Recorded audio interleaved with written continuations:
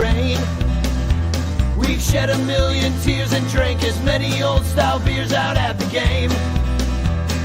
Let's go, Cubby, Son Ranto. Michael Cotton. Son Ranto. Michael Cotton. Son Ranto and the lovable Lucy. Lucho Scali. Son Ranto. Michael. Son Ranto. Cotton. Son Ranto and the lovable Lucy. Michael Cotton. Son Ranto. Lucho Scali.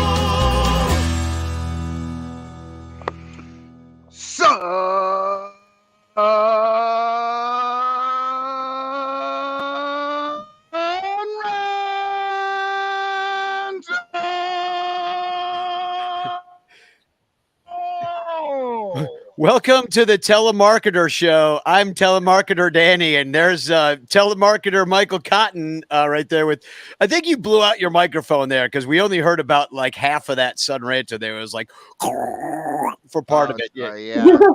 Too powerful. I've got a weird setup here. I'm in Oklahoma City, and yes, I am selling Amway by phone.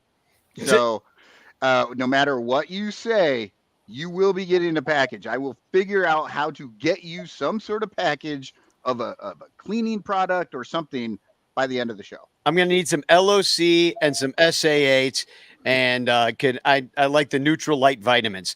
Trust me, dude. My dad was an Amway distributor. I know all about the products. Quality stuff. I thought many times that I should turn Son Ranto's show into a pyramid scheme of some kind, but IFG is here too. What's going on with you? You're not selling Amway tonight, are you? I am not selling Amway tonight. I am enjoying my new stuff from Fanatics that I got. Yeah, it looks like some new drip. What do you got going on? Yeah, so they stopped doing like the every, what we all think of as jerseys, just the t-shirts that look like jerseys. And I used to like to get a custom one, pretty often. I've still got my Ryan Terrio jersey and whatnot. Who doesn't? I know. So because they stopped doing those, they have like these that are just kind of more like regular t-shirts, but you can still get the name and number on the back. So I got myself 3. Check it out. I have Morel Support. Nice. There you go. Very good. I've got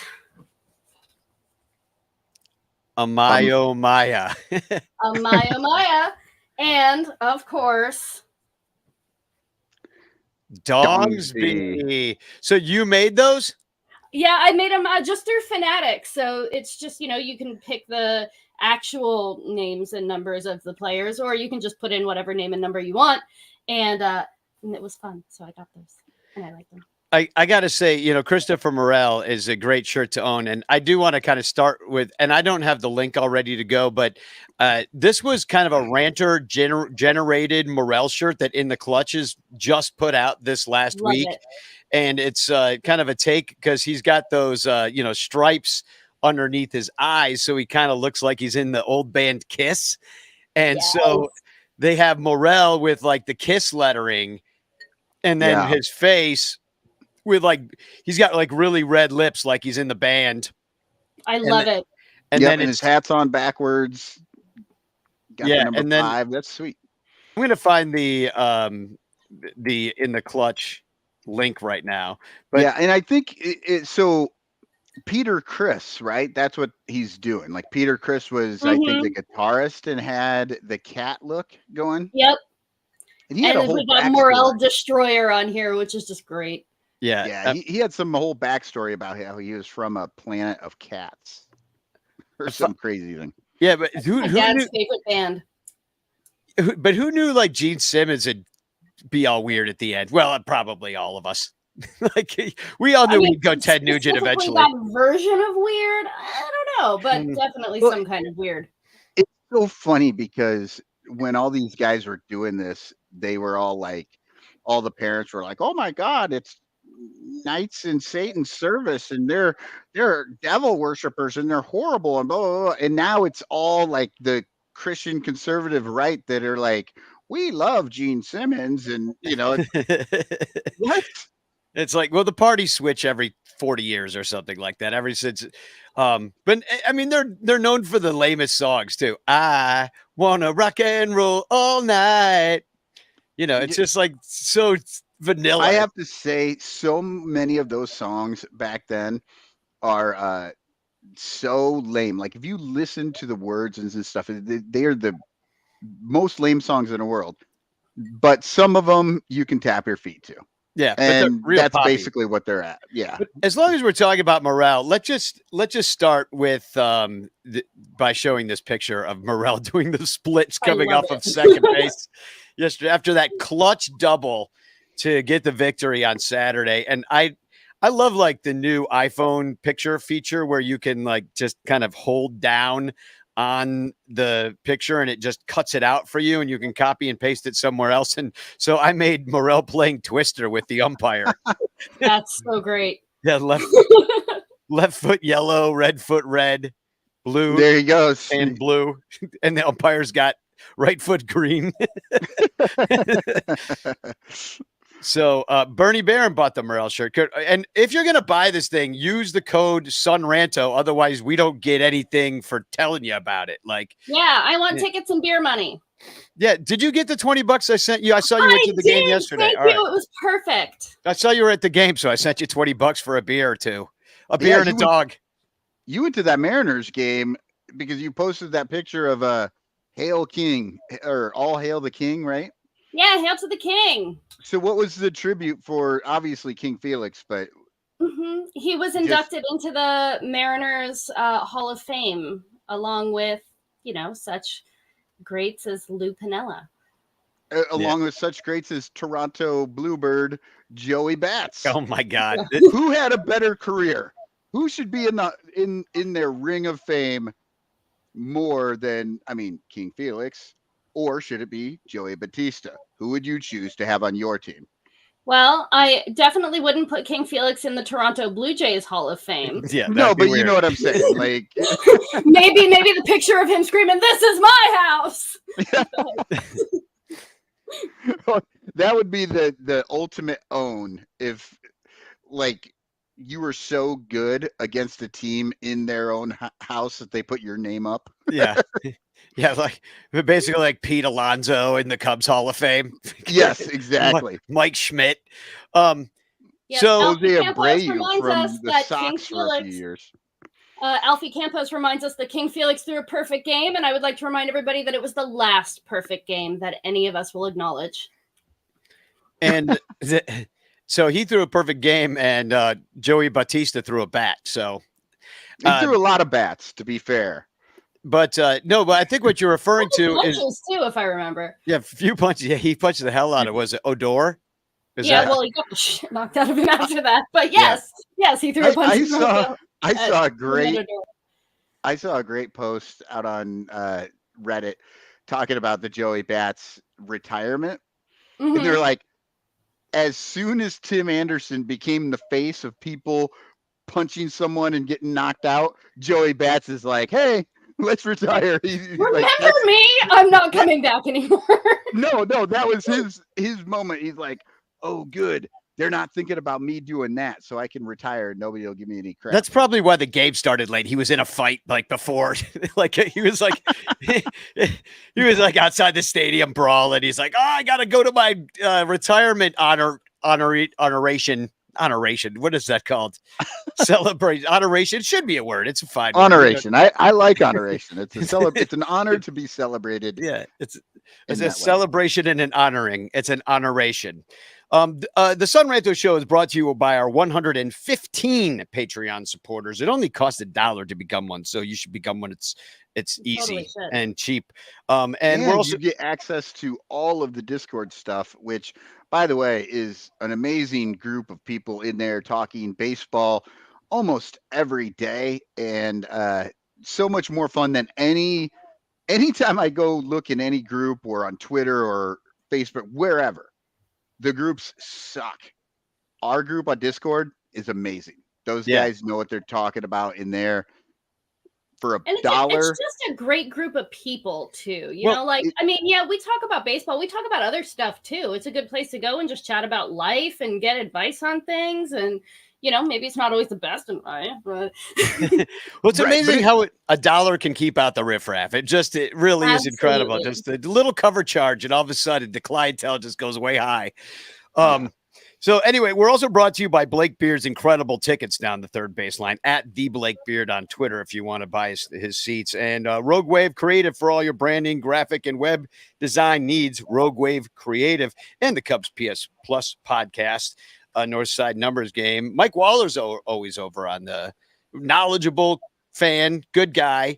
And he's always on the Discord. And do you know what happened in the Discord last night? Nobody was around, but our friend Chase, who is a creator of Jackbox games, and he's been a friend of the all of us for a long time, Chase McClure, he works at Jackbox Games, and we all played Jackbox last night in the Ranter Discord, and David Lieb showed up. He's like, what's going on in here? I'm like, hey, you want to play Chase's game that's out next month? We're all screwing around while it's in beta.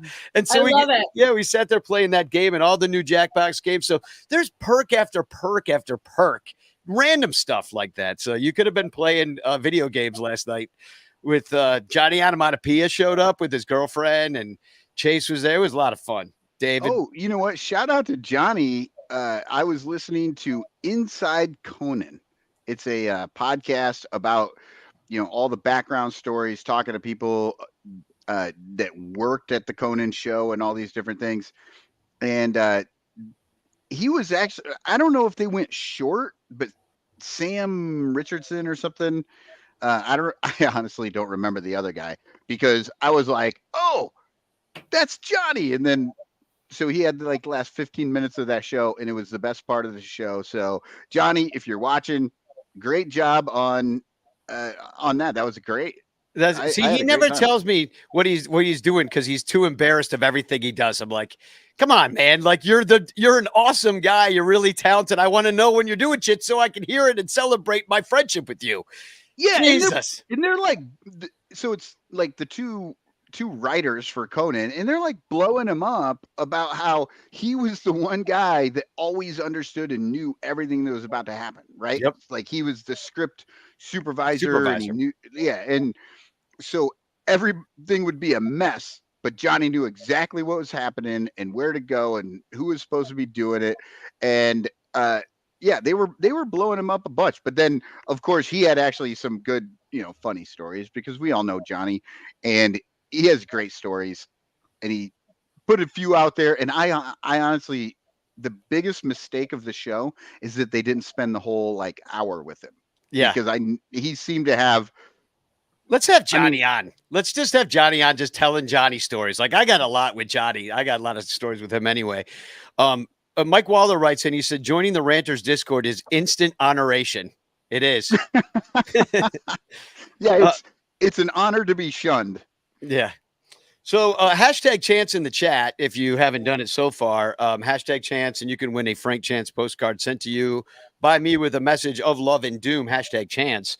And I still haven't sent those out. So I know just a bunch of you guys are waiting. I've got like 8 ready to go. I'm a month and a half behind. I understand, but I'll get them out. Like, it's the ADD brain in me. It's just like, I can't do it. It hangs over my head. I totally catastrophize the entire situation.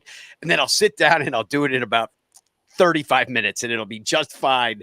But you'll get your damn postcards. But hashtag Chance in the chat. And later on, Sox fan, boo. But my old friend Lauren Freeman will be coming by to talk about his despicable team. What a bunch of losers they are.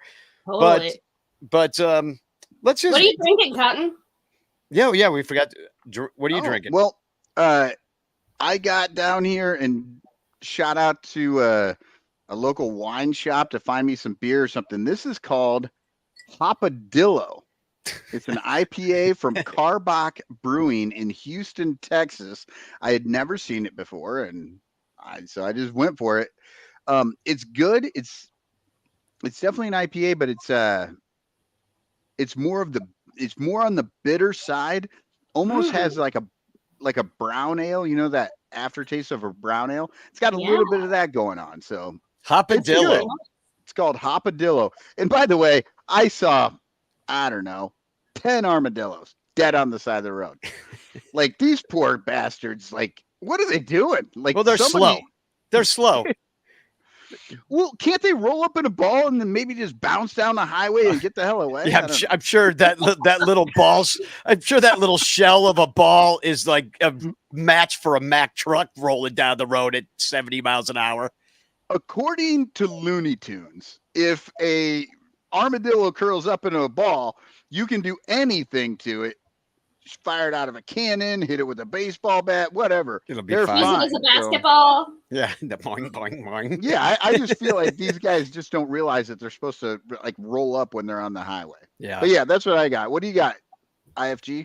I have in my really cool Wrigley Field cup here. I've got a gin and tonic. Last weekend, I took a ferry boat out to Bainbridge Island, which is a nice touristy little area there. And so they have a distillery there where you can go in and for $5 you can try like 5 different things that they had. And they had this really great Douglas fir oaked gin. And I loved it a lot, so I bought a bottle. And so I have a G&T made with some fancy tonic water and lime, and that's what I've got. Fancy. Man, they call it the Douglas fir gin because that's all I remember about gin. I had some when I was very young and got very drunk, and it was very bad.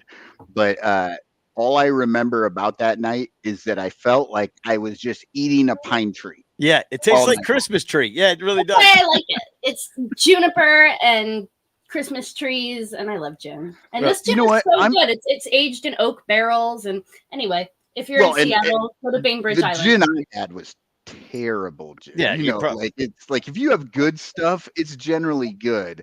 But yeah, there's a huge difference between like a plastic bottle that has the word gin on it. Right. Yeah. Well, I'm enjoying some black tar heroin tonight, and it's feels real good, soaring through my veins right now. If I might nod off at the first commercial break, but you know, we'll try to keep it going as much as possible. No, I'm kidding. I'm drinking my mate, yerba mate. I'm all going to be spazzed out on the caffeine tonight, as always. And good thing too, because we've been going long. You know, our shows have been sitting there about like 2.5 hours, which is about as long as a Cubs game these days. And then we go over on Discord and hang out with the Patreon people and freaking shoot the shit more. It's been insane. So let's start shooting the shit. First of all, I promise you on this show, we're not pitching to Pete Alonso. Not one pitch. We're sending him down to first. I don't care if the bases are loaded and the game is tied. We're giving up the lead to send Alonso to first base. So like, let me sum up the Mets series. Pete Alonso drove in 10. Yeah. The Cubs scored 8. Pete Alonso drove in 10. We got our butts kicked the first game. Smiley was terrible, got his rear end removed from the rotation in favor of Assad at that point. The guy I wish we had gotten in the offseason, Senga, kicked our butts. And I wanted Senga so much. Ghost Fork.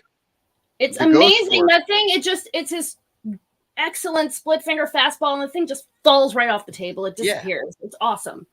It would have been nice to have. And then Tyone was really good against the Mets, and that's the game we won in New York.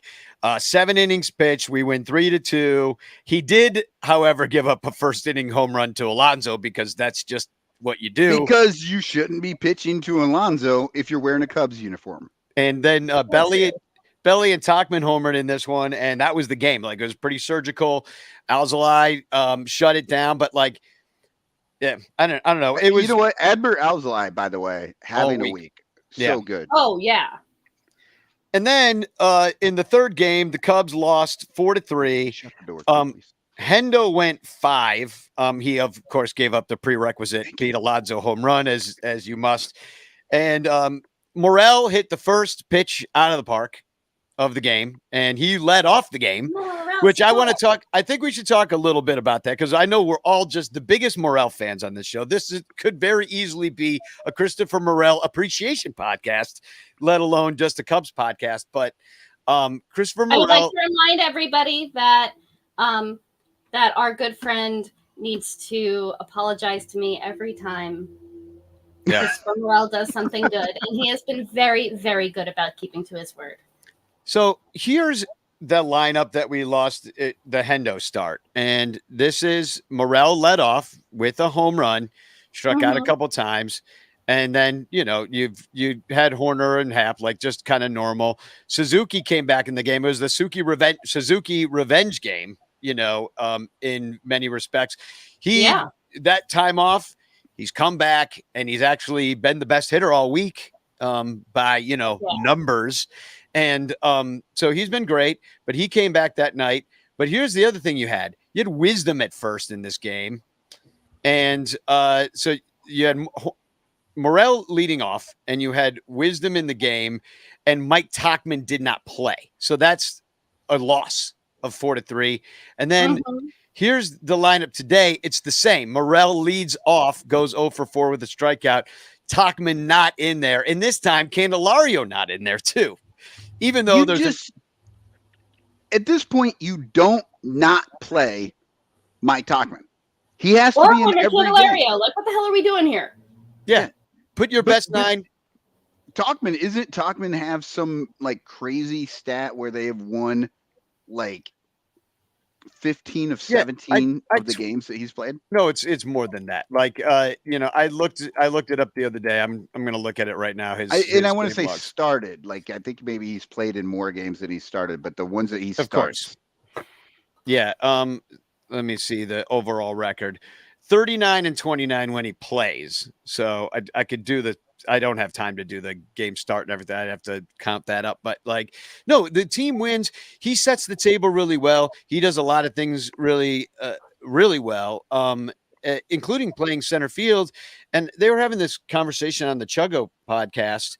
Is the Mike Tauchman, because they're huge fans. They came out with the Summer of Mike Tauchman shirt at Obvious Shirts.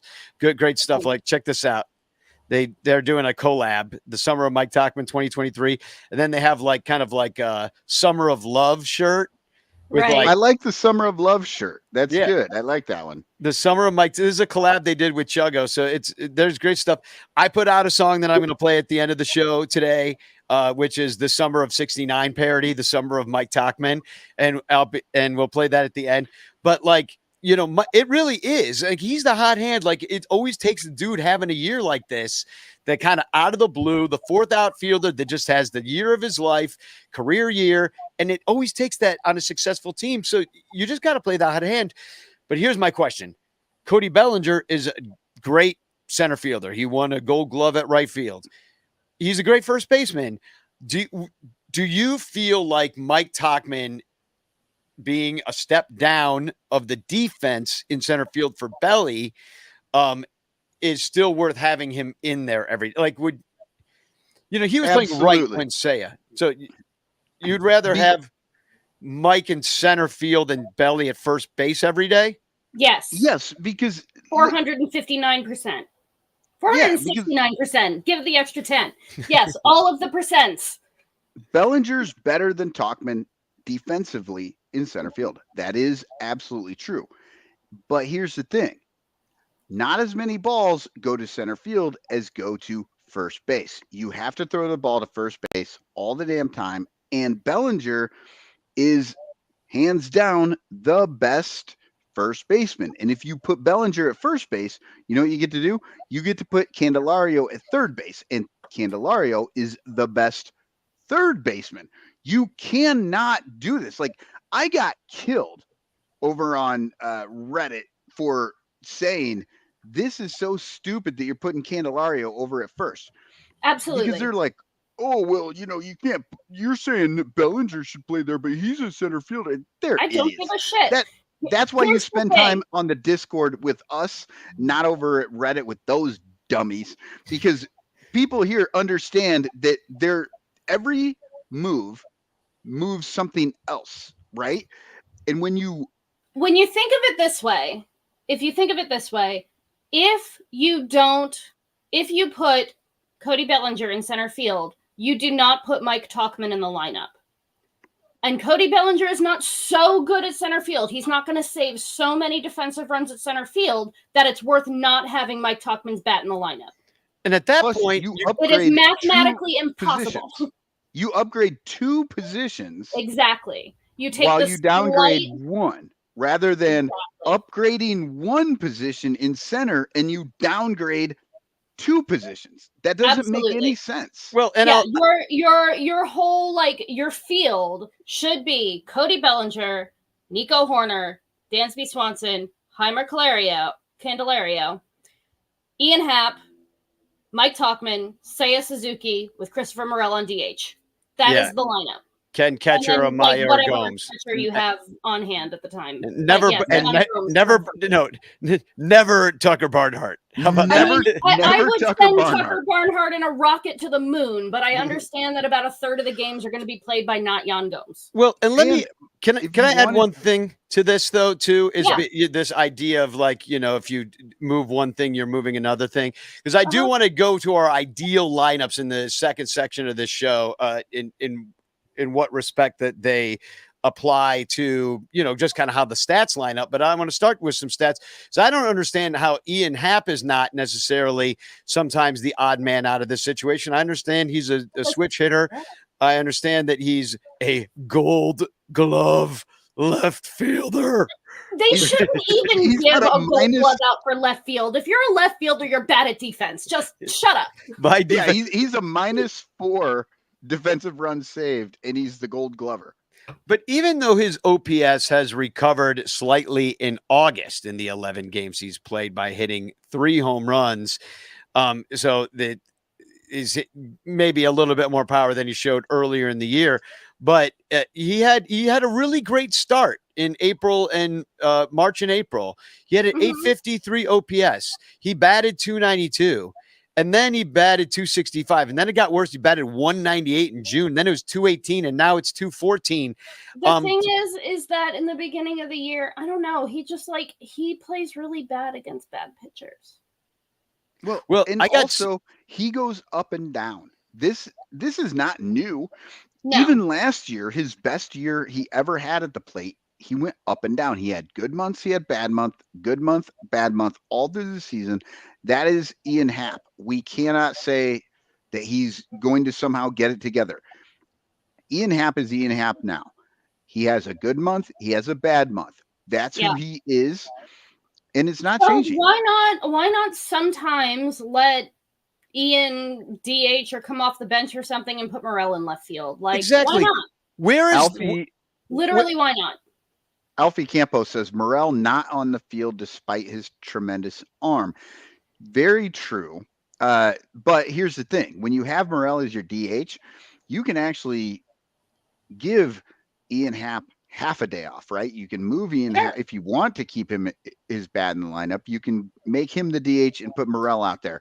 You can make Talkman the DH and have Morel there. You can have Candelario DH and Morel there, because Morel plays everywhere apparently. Everywhere. So I mean- get it. I personally want him at third base, but Jamer is better now.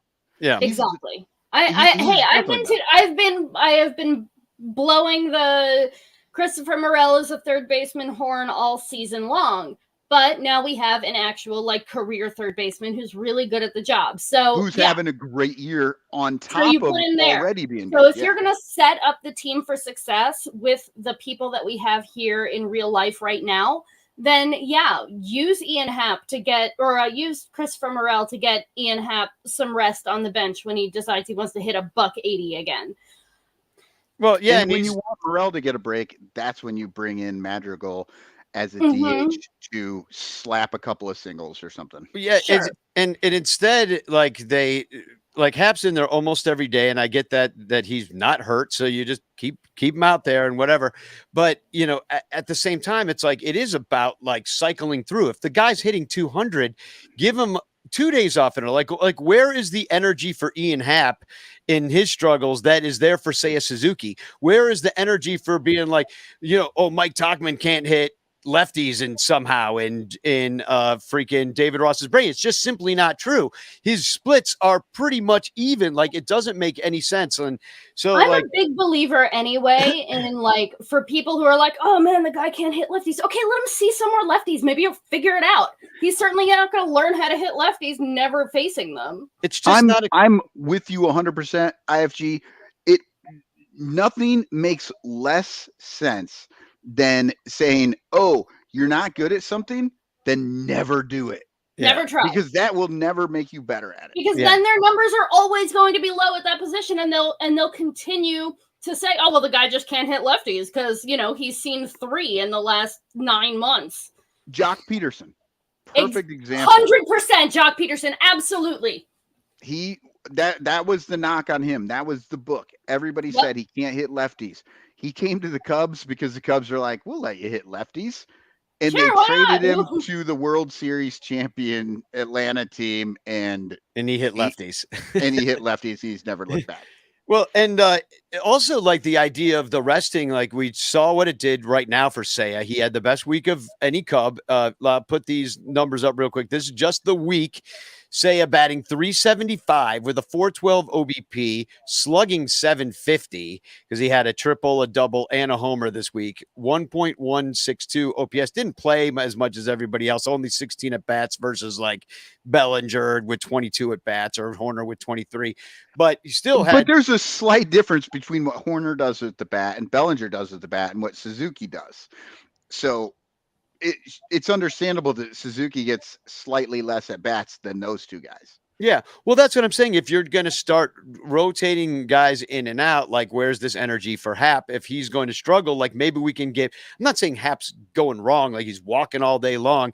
Like my issue with Hap in many respects, and I want to talk about it when we get to the ideal lineups, but my issue with Hap is that he's always up there looking for the walk. Like he is like Walkosaurus Rex. And I'm like, okay, batting third, like you're kind of getting to the ball. Yeah, you're kind of getting to the part of the order where you're looking for guys to drive in runs because you've got the table setters in your Tachmans and your Horners, and then and then batting third, you want to try to drive in a couple of those before you get to your high strikeout big bopper at number 4. Yeah, he's Chris Bryant without the power. Okay, yes. we have to talk about a play before we totally get off like the series because all right, because it just reminded me because of the idea of the righties we have and like who should be on the bench and rotating guys in and out. Somebody we haven't mentioned yet is Nick Madrigal, who was sent out there to bunt with runners on first and second in the final game of the Mets series. And then it did work. I think it was a successful bunt. He moved the runners second and third. You give up the out right in front of Morel. G just left. She's left. Like, she hates bunts so bad. She's like, I can't even talk to these guys. I think she's going to get like a banner that says never bunt. Okay, well, I'll go first because I had no problem with the bunt. You know what I had a problem with? Watch that play. Go back and watch that play, and what you see is Nick Madrigal, he bunts at a ball that's above his head, right? But he gets the bunt down, but then he doesn't actually run the ball out. He's like running, but he's like running and watching the play like this, and he's like jogging, and he's not going hard because, yes, he was supposed to bunt and just sacrifice over. But honestly, you need to bust your ass down there and maybe force some sort of stupid play because they didn't have to even rush to get him. Like, he gave himself up. He didn't. That's the thing that pissed me off. I wasn't upset necessarily with the choice there, and I think you can make other choices. You can say never bunt, but if you're going to bring that guy in to do that, he needs to run. He's supposedly one of the faster guys on this team. He needs to bust his ass down the line so that hopefully, somebody makes a mistake at some point, and then we score on that play instead of just moving guys. Well, that's over. A lot of what ifs. But how about it's a lot of what ifs? But you know what isn't a what if? He was out. He just looked at the ball and didn't try to run. That's not a what if, and that's what created all the other what ifs. So, but what about the idea of never bunting that IFG is purporting? Now, you watch a lot of Japanese baseball. Like, don't they bunt a lot in Constantly, Asia? And I yell at them. I remember one time about a year and a half ago, I was asked to speak to a group of Korean youth baseball coaches, and I was wearing this shirt. And they were like, Oh, we love that. That never bunt motto is that I'm like, yeah, seriously, literally never do it. Like, there's no excuse. The Look. only good bunt is the one that works. And guess what? It doesn't work. Never bunt. I was in, How about a in squeeze? 2016, the Mariners were playing the Cubs. Yeah, And we know your old man story. Yeah, jabroni that couldn't pitch went down by 6, and in the end, That's a in the squeeze 12th bunt. inning, John Lester laid down a perfect bunt, and Jason Hayward came sliding in to walk the game off. And it was like the greatest game I ever saw in person. It was amazing. Okay, so Squeeze bunts are bunt. not always bad. I want to ask though, IFG squeeze bunts, are those okay? Like just like getting that run in? look, nobody likes the aesthetic of a perfectly placed bunt down the third base line that like dies at the third baseman's fingertips right at the base. But like, if you are bunting, you're not going to hit a home run. True. If you are, but Nick Madrigal was not going to hit a home run. No, he did it one time. Don't let that mess with your brain. But that being said, a bunt is so much less likely to work than it is to fuck up in some way or another. Like now that, but okay. Especially now that we are shift limited. You're not going to have a place where you last year. Never did it when last it was shift year, limited. if your third baseman was hanging out in right field for some reason, sure, but nobody over there can field it. See what happens. Right now, don't do it. I'm what right. are you gonna do? Hit yourself in the face. That's what you're gonna do. What are you gonna do? You're gonna get that thing down, and then you're gonna forget to run to first base because you can't think and hit at the same time. I just dropped a link in. I just dropped a link in a chat to Ichiro Suzuki hitting a home run. Ichiro is allowed to do whatever he wants to. He's Ichiro Suzuki. Nick Madrigal is not Ichiro Suzuki. Never bunt. He bunted. I'm loving the rant, by the way. It's great. I was waiting for the banner to come up. We don't have an IFG ranting banner like we have with me. Yeah, we'll have to make one. So let's move on to this Blue Jays series. Man, Assad looked great. I love, and he's another one that we've been championing on this show ever since we saw him in the WBC, like roll through that American lineup. We just knew he was nails. He had the freaking, stamina and the bravery to get in there and do it. And I'm loving you said it in the Cubs pod. By the way, another perk for Patreon people. But you said it in the Cubs pod. We were talking about this early in the season. And to be fair, I was in on that. I was wrong. I did not want Smiley, and I wanted Assad. Smiley came out and he was great. But I can't remember exactly how you put it, Danny, but it was excellent how you were like, we were wrong until we were right again, which is exactly how this show works. We're always wrong until we're right. The shit just comes around, and all of a sudden everybody's like, oh yeah, we well, in 2.5 going on now, and we called that shit months ago. In 2.5 hours, sometimes we contradict ourselves on the show itself. But Assad, he replaces Smiley right now, right? I mean, that's it, right? I mean, what do you think, IFG? Like, is Smiley just in the pen, and Assad just give him the role, or I don't know. Do you trust him like that? Yeah, he's outperforming Smiley. He's outperforming Wisniewski. Yeah, if I never see Wisniewski again, it'll be too soon. It's not been good, yeah. I'm very done with the Hayden Wisniewski experience. So if it's between Wisniewski and Smiley, let Smiley stick around. I have more faith that he'll I'll put up the weekly numbers, and I sorted this by innings pitched, but you could see Hayden Wisniewski in his 2 innings. It didn't really go well. He gave up 4 hits, 2 runs, and he did allow runs. He didn't even get an out in that game which game was it? One of the ones that we lost to the Mets. Yeah, it was the last game against the Mets. Couldn't get an out, gave up the tie in that Hendo start. But yeah, not great. Not a great week for the bullpen. Yeah, in that Hendo start, he gave up a home run to the first guy he saw, right?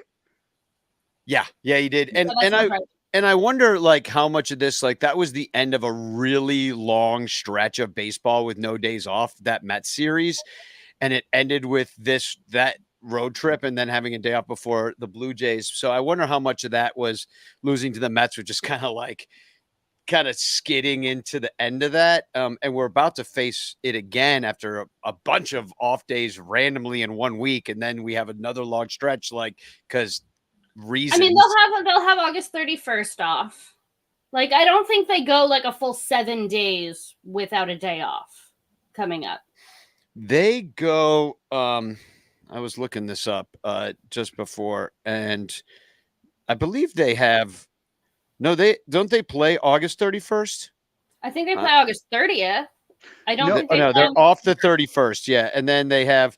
Well, they play Kansas between the 18th and the 30th, no days off. So that's 12 days in a row. Then they have a doubleheader against the Reds. And then on the 1st, and they don't have another day off till the 14th. So there's two-week stretches with only 1 day off, but they have 3 days off this week. Like, they had Thursday off, they have Monday off tomorrow, and then they have Thursday off again in the town which is great. They get to go home and whatnot, but it's too bad. It really is too bad that there's not at least one human being out there who went through the entire schedule and fixed that shit and actually showed how we could just take Mondays off and how Mondays could absolutely just be the day that you do all your makeup games. And so the only way you actually get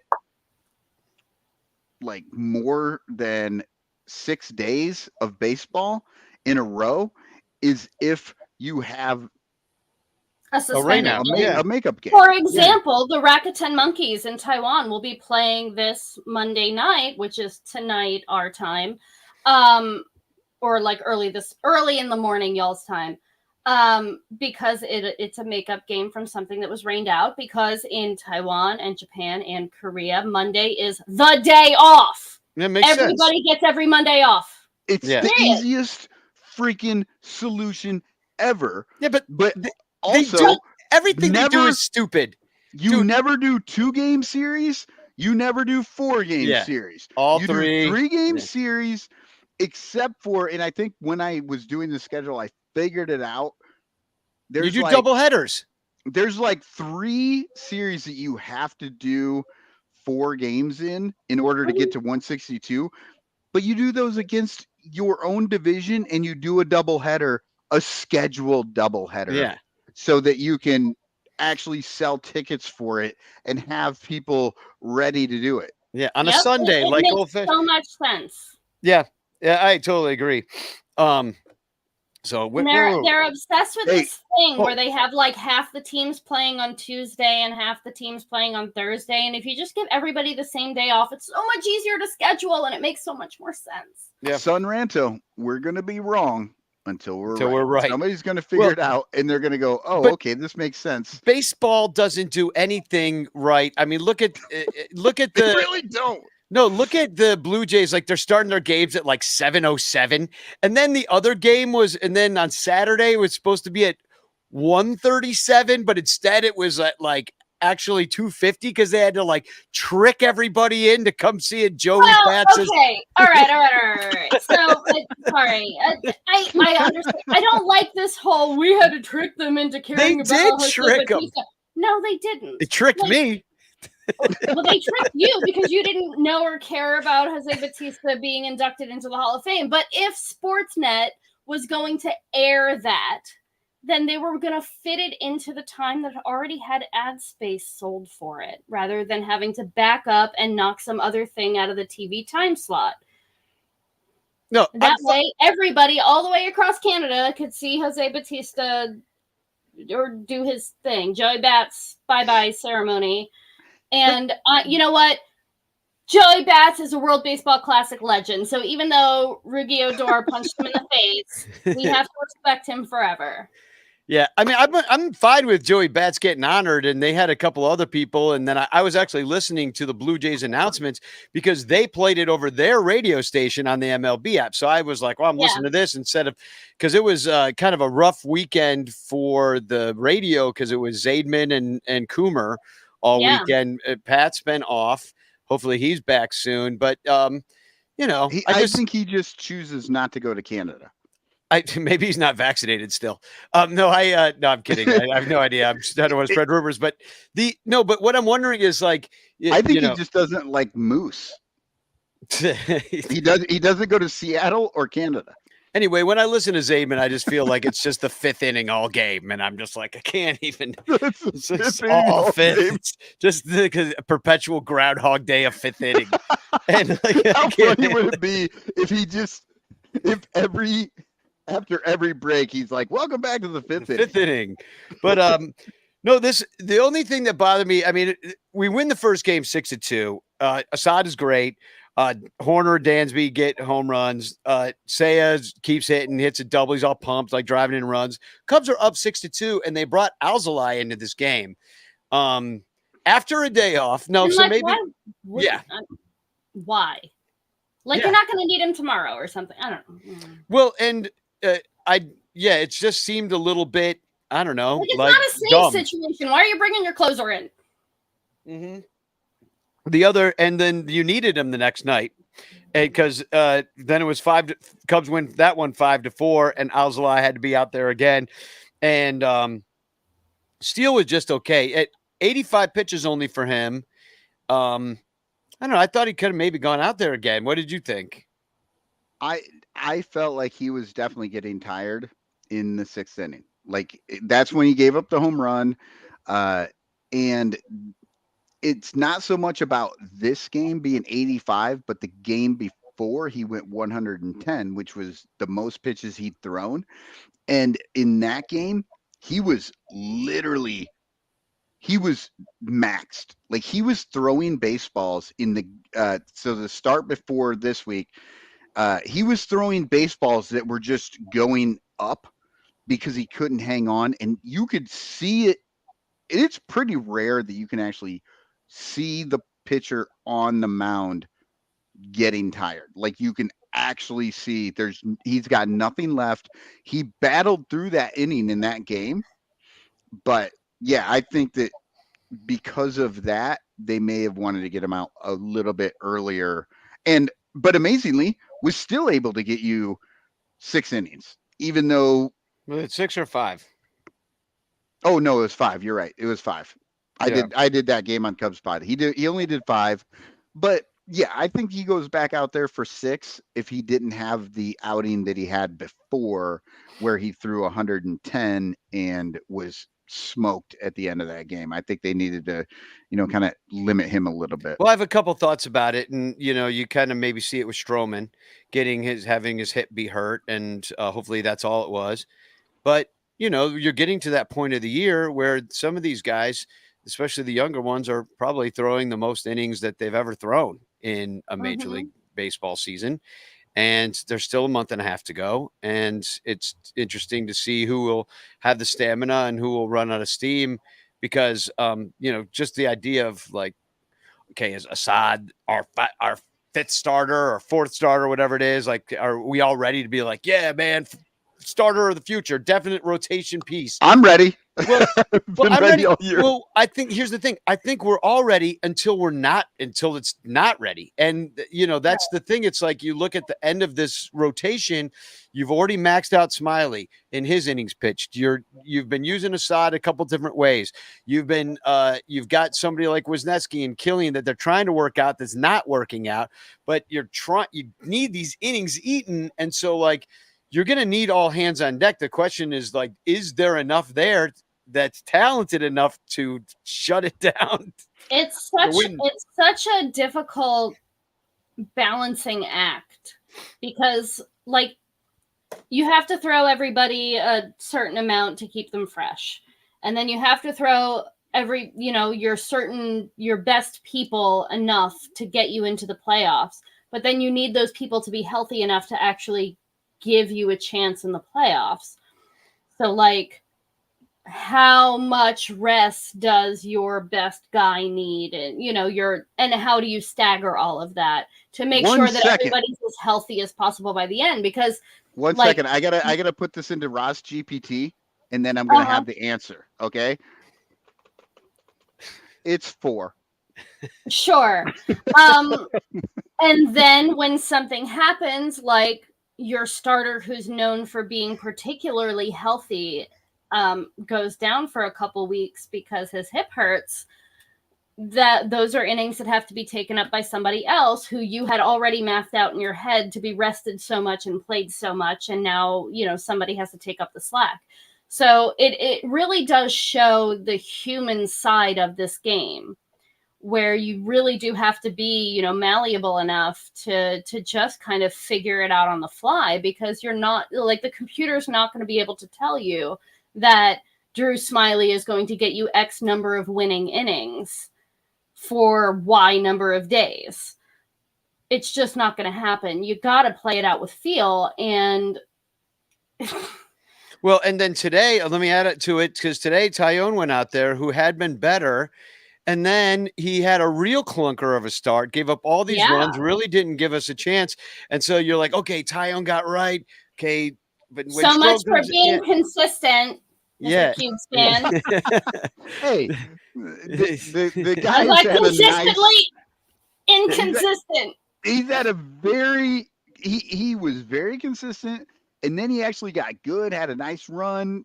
Come on, I mean, well, yeah, I'm still on the Tyone train in the fact that he should be in this. well, he's got a rotation. 9 ERA on the week, so let's get on. Cool. You ride that train straight into the lava pit. It's a 10 innings pitched, 9 ERA, 11 hits, 10 earned runs, 2 home runs. If they had 9 better strikeouts, pitchers, if they had better pitchers in this organization, But they I don't. would not We have feel to play the bad people we if they have. took Jameson Tyone out of there, but they don't. Like, he is still he's still better than Wisniewski. He's better than Killian. He's better than Keegan Thompson. Like, he's still better than these guys that people had really wanted to bring up and start. And I am all for any one of those dudes being able to be the guy to take Tyone's spot. I'm not in love with Tyone, but they're not doing it. So you run Tyone out there, because at the worst, you're getting what you expect. I thought maybe Tyone was maybe bad against in Canada or something, like he had something like that. He had one of the best. He just got really lucky for a couple weeks, and let us forget how bad he is at throwing baseballs. But he had a 198 ERA at the Rogers Center over 27 innings pitched in 4 games before he went up there today. And then today he gave up 8 earned. And even though the Cubs committed 2 errors today, all the runs were earned. So it did not matter, because sometimes you look at it like, oh, well, only 4 earned and all the errors did it. It's like, nope, it was they sucked on many a level today. Facebook user who I have to assume it's Bill Sugas. They jinxed him talking about that on the pregame, and that does not surprise me at all. Apologize for being mean to Christopher Morel right now. Yeah, but it doesn't surprise me at all that shit Bambi would jump in there and say some dumb stuff and have it backfire on him. Oh God, I saw earlier in the chat that David Elliott says that Zaidman is getting much better as an announcer. He has reached a tolerable level. I agree with that. And he's even getting some rapport with Coombe. Like, I totally agree with that. But then he also said that Boog is still not at a tolerable level. Can't wait for the Cubs to get back into town. I can listen to Miguel again and practice my Spanish. Oh, it's Carrie. Facebook user is Carrie, not Bill Sugas. But Carrie, if you would like to apologize and tell Christopher Morel he's a good boy, you're welcome to do so. Gary's like, what am I apologizing for? And Blake adding on to the pitcher conversation, to make things worse, the Cubs need a 6th starter if they want Steele to have anything left. He's going to push way past his balls thrown. And speaking of 6 starters, that was Hyunjin Ryu.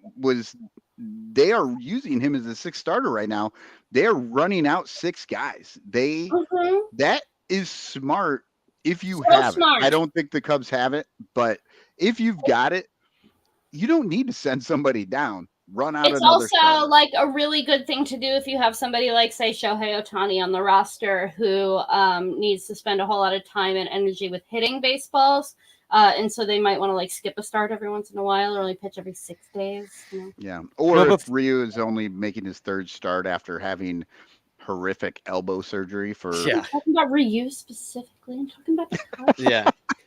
Look, I was counting. Look, as a lifelong, extremely devoted Mariners fan these past 2 seasons, I was really counting on the Cubs to show up against the Blue Jays, and now the Mariners are a game and a half behind in the wild card. So y'all have really let me down on like 2 levels Well, now. so are we. I mean, they did show up.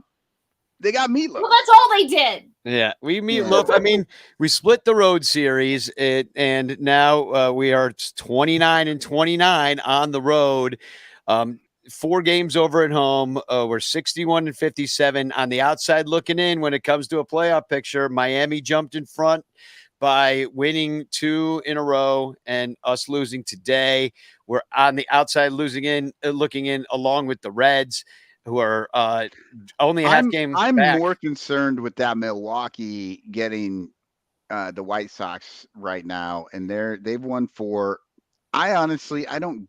I do not care about that final spot in the end of season tournament. It kind of drives me nuts. I really only want to focus on catching the Brewers. I mean, I just want extra Cubs baseball is a win. As far as I'm concerned, I don't really care how we get in because you're not going to get the bye. You know what I mean? You're not going to catch the Dodgers or true. Atlanta. So it's like, it doesn't matter. Like Milwaukee being the lowest of the division leaders, which is what we would be. It doesn't. Well, but you would get them at home. Like you'd get home games instead of away games. Yeah, but right now, if we sneak into that 3rd spot, guess who we play? Milwaukee. And that's basically a home game. Let's get the division and make Milwaukee come to Wrigley versus. Yeah, that always goes so well in the wild card, doesn't it?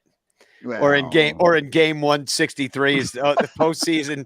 Yeah, those always go so well when Milwaukee comes down. It's an automatic win, right? It's good for this show because Eric Wheelo comes on and we get to yell at him. It is. Well, anyway, we're on the outside looking in, and but let's come back and talk about it after.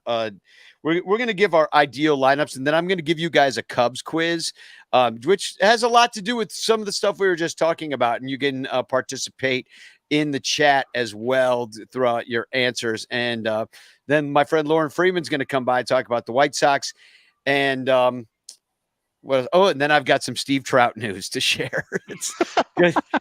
It's good stuff. So the only podcast literally in the entire world that said at any time in the last month, I have Steve Trout news. In breaking Steve Trout news. Literally, it happened this morning while I was sitting on the toilet. But we'll be right back. All over Chicagoland, there are thirsty, frazzled, overworked Cubs podcasters who are struggling to survive one more baseball season in the dog-eat-dog world of unpaid content creation. But it doesn't have to be this way. You can make a difference. Become a super ranter at patreon.com/sunranto, where your support ensures that poor, sad, pathetic, ugly, loser Cubs podcasters can pay for tickets and beer, and in turn line the pockets of the baseball oligarch Ricketts family. Just $1 a month can buy a scorecard. $5 a month can pay for guitar strings to write a Cubs song. And $10 a month almost buys 1 beer at Wrigley Field. Cubs content creators are the lowest pieces of pond scum garbage that slither over the face of this planet. But super ranters help them get drunk and screw off at baseball games. What do you get out of it?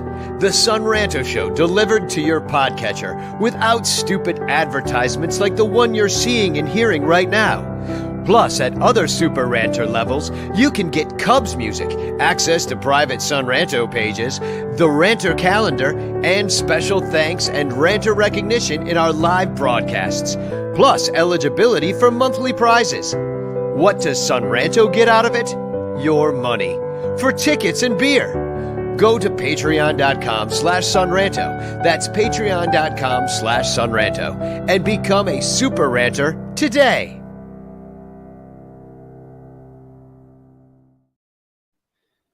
Welcome back to the Sun Ranto Show. I do want to add that to that little Patreon commercial that all August long we are giving away Cubs Pod for free on our main podcast feed, which is through the Bleacher Bunch Productions. So if you want to check it out and see what that's all about, it's a daily show that Michael and I have been going every other day talking about what happened in the night's game before it. It was supposed to be a little like 10-minute show. And then What Tim the and hell I has just happened? yeah, we go half hours sometimes just ranting by ourselves. But it's good practice for this show. I think the mistake that we have made in this, and anybody in the chat, let us know if you agree with me or you like the way this works. We started to do basically a breakdown. Like if somebody hasn't watched the game, we talk about every inning. That takes a long time. It does, especially if you got things to say about the players. So let's talk about these players because I was thinking that we haven't really taken a look at, I see everybody complaining about the lineups, for example, all the time. Like, we did it tonight. Mike Tauchman should always be in there. And now we're at the point of the season where the Cubs are making decisions like, hey, we're not going to have Trey Mancini on this team because it's a negative for us. So he's got to go, and we're going to bring in somebody that can help us win. So we need to throw our best 9 out there every single day and our best lineup. So I came up and I made, I don't know if you guys made your own lineups of how they would go. I couldn't because I was traveling, but yeah, if you can think of what you I'll make it up as I go along. Exactly. And I want to see people in the comments right now put your ideal lineup, and that is both where they're playing in the field and what batting order they're batting in. Who are these guys? And you can do lefty versus righty, or it could just be one lineup that you think is the best lineup no matter who's pitching. Because mine's kind of like that. Here's my lineup versus lefties. I don't sit Tauchman. Tauchman still leads off against lefties until further notice. Do I think the summer of Mike Tauchman's going to last forever? I sure the hell hope it does. But you know what? Fall comes eventually in Chicago. And I am personally offended by the fact that your lineup here does not have Christopher Morel in it, and I would like you to apologize. I know it doesn't have him in it. This is just versus lefties, and it's weird to me too that I did this. But this is what I'm thinking. Here's my idea behind it. Hold on. This doesn't have Horner in there either. No, it does not. Yeah, it does. Nico. It says Nico. Weird.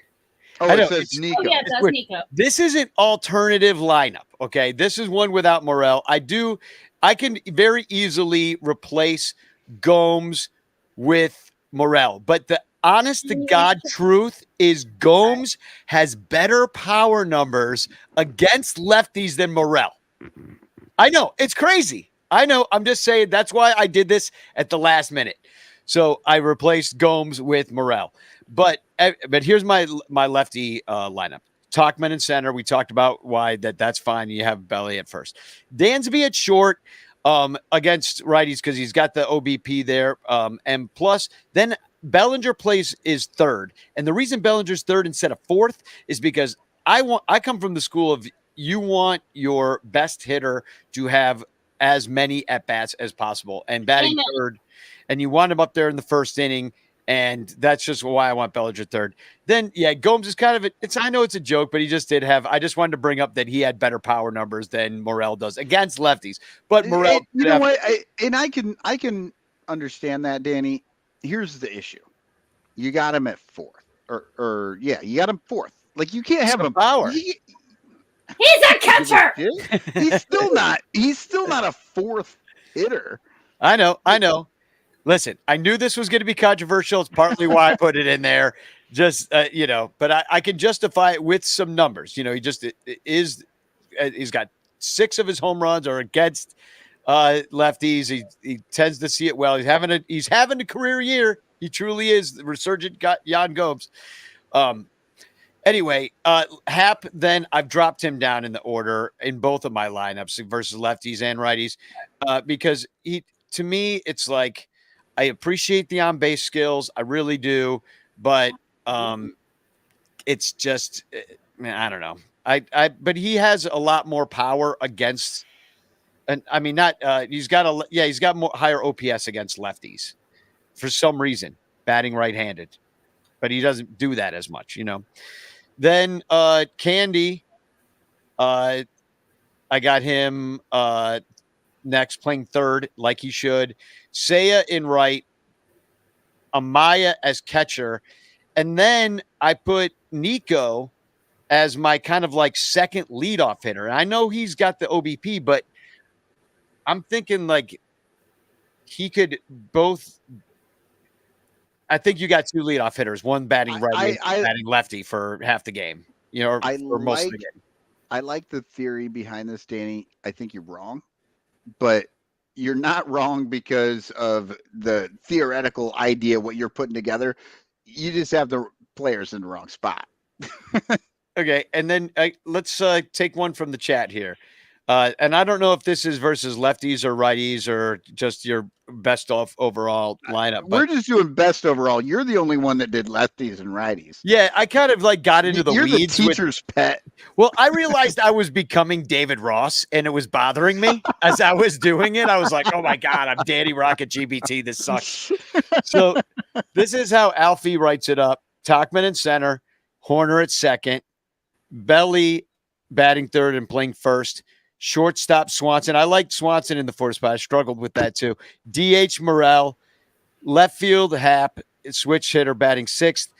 Candy at third, batting seventh. Suzuki eighth. Amaya ninth. I like that lineup. I like that as well, and mine's very close to that. I think. IFG, what do you got like off the top of your head? I'm thinking. I think I like either Tachman or Morel leading off.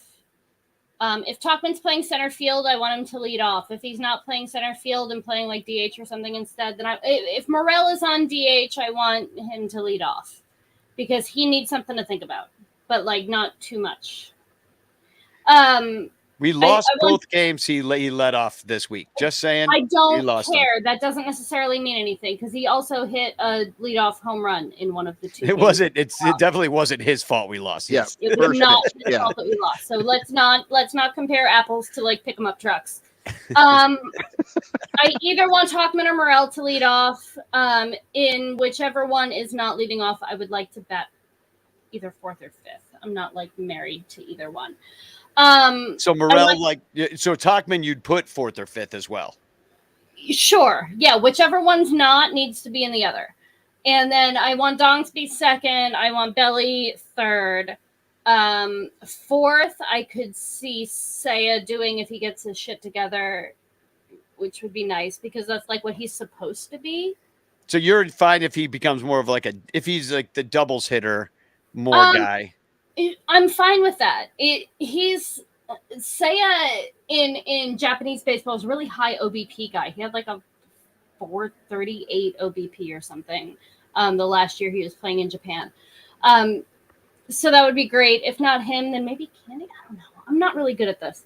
I want, let's see. So we got Tachman / Morel, Dongsby, Belly, Catcher / Morel. I have Amaya. I wouldn't do Gomes. If Gomes is in the lineup, if Gomes is catching, then yeah, he could bat fourth or fifth, maybe. I mean, it's not my favorite. Like it is not my favorite. I wish we had I really don't feel like we have a true four spot hitter on this team right now. Like that's supposed to be either Seiya or Hap, and neither one of them are really filling that role right now. Patrick Wisdom hit his 20th home run today.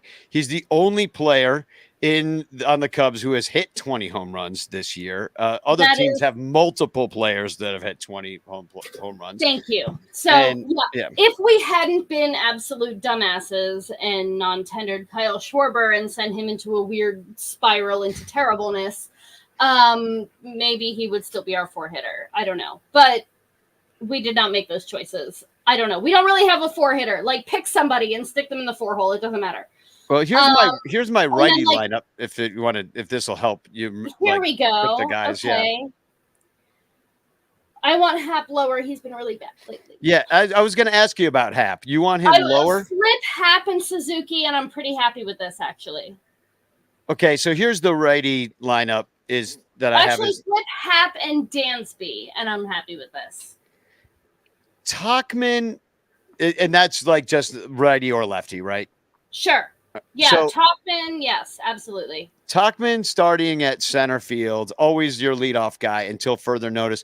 The Hap's OBP against righties is really high, so that's why I wanted him on base, taking advantage of the OBP. Belly bats third. Then I got Morel, who crushes righties. In the fourth spot, because he truly could be a fourth hitter against righties. Absolutely. And he needs the chance to sort of grow up against left-handed pitching, and I don't think he's really being given that option right now. So I would throw him out there against left-handers and let him learn how to do it. And then I got Nico, Dansby, Candy, Suzuki, and Amaya. And I did drop Suzuki down, and I hope to move him up. Just if he can keep hitting like he did this week, then you move him up into a place where you're driving him in. Right. Okay. Well, let's do another. Go ahead. No. Do another from the chat. Let's do another from chat. Okay. This is Dominic's. Hap, Nico, Belly. So everybody likes Belly third instead of fourth. Morel, fourth hitter. I think we all agree on that. Talkman fifth. Swanson, Candy, Seiya, Amaya. Like we're all kind of saying the same thing. I like the Hap leadoff taking advantage of that OBP. It's the same reason I hit him second. I'd rather him do that than third. I'll tell you that much. Like I would rather Hap bat.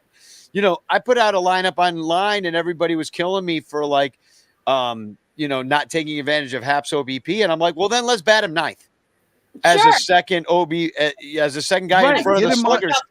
See, that's where I was thinking of putting Nico because I know he's fast at least.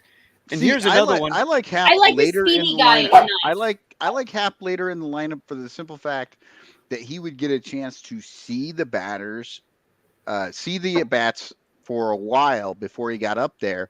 And then maybe he doesn't need to take quite as many pitches. He can get some more good swings on it, but he's always going to take those pitches and get on base. Yeah. Rogue Wave Creative writes in, a sponsor of this show, I should add. Talkman, center field, Horny playing second, Dansby playing short, then Belly fourth, so he's got Belly in the fourth spot, Candy fifth, Seiya sixth, playing right, Morel DH further down in the lineup, then Amaya, and he's got Hap in the ninth spot, like we were just discussing. It's not okay. So the only problem I have with this Rogue Wave is that I really do want Talkman and Belly to see the pitcher in the first inning. Yeah, and that's really my only quibble with this is that I want. Here's my only quibble. This is exactly those. That's kind of my lineup too, except for a couple of different changes. So I like Talkman, and then you go to Horner, then Belly, because that's just the best three that you have.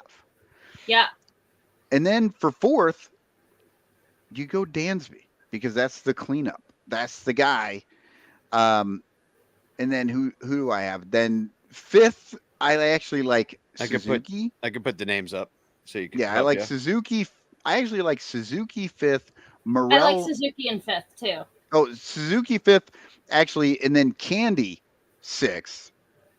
And then I'm going Hap, Morel, Amaya. And that's where I like it because Morel, I love what Morel does, but sitting back a little bit later gets him more looks at the pitchers before he comes in, and people tend to relax a touch towards the late. Either if everybody's hit through the lineup, they're a little tired, or if they're in the third inning, their mental acuity is not quite there.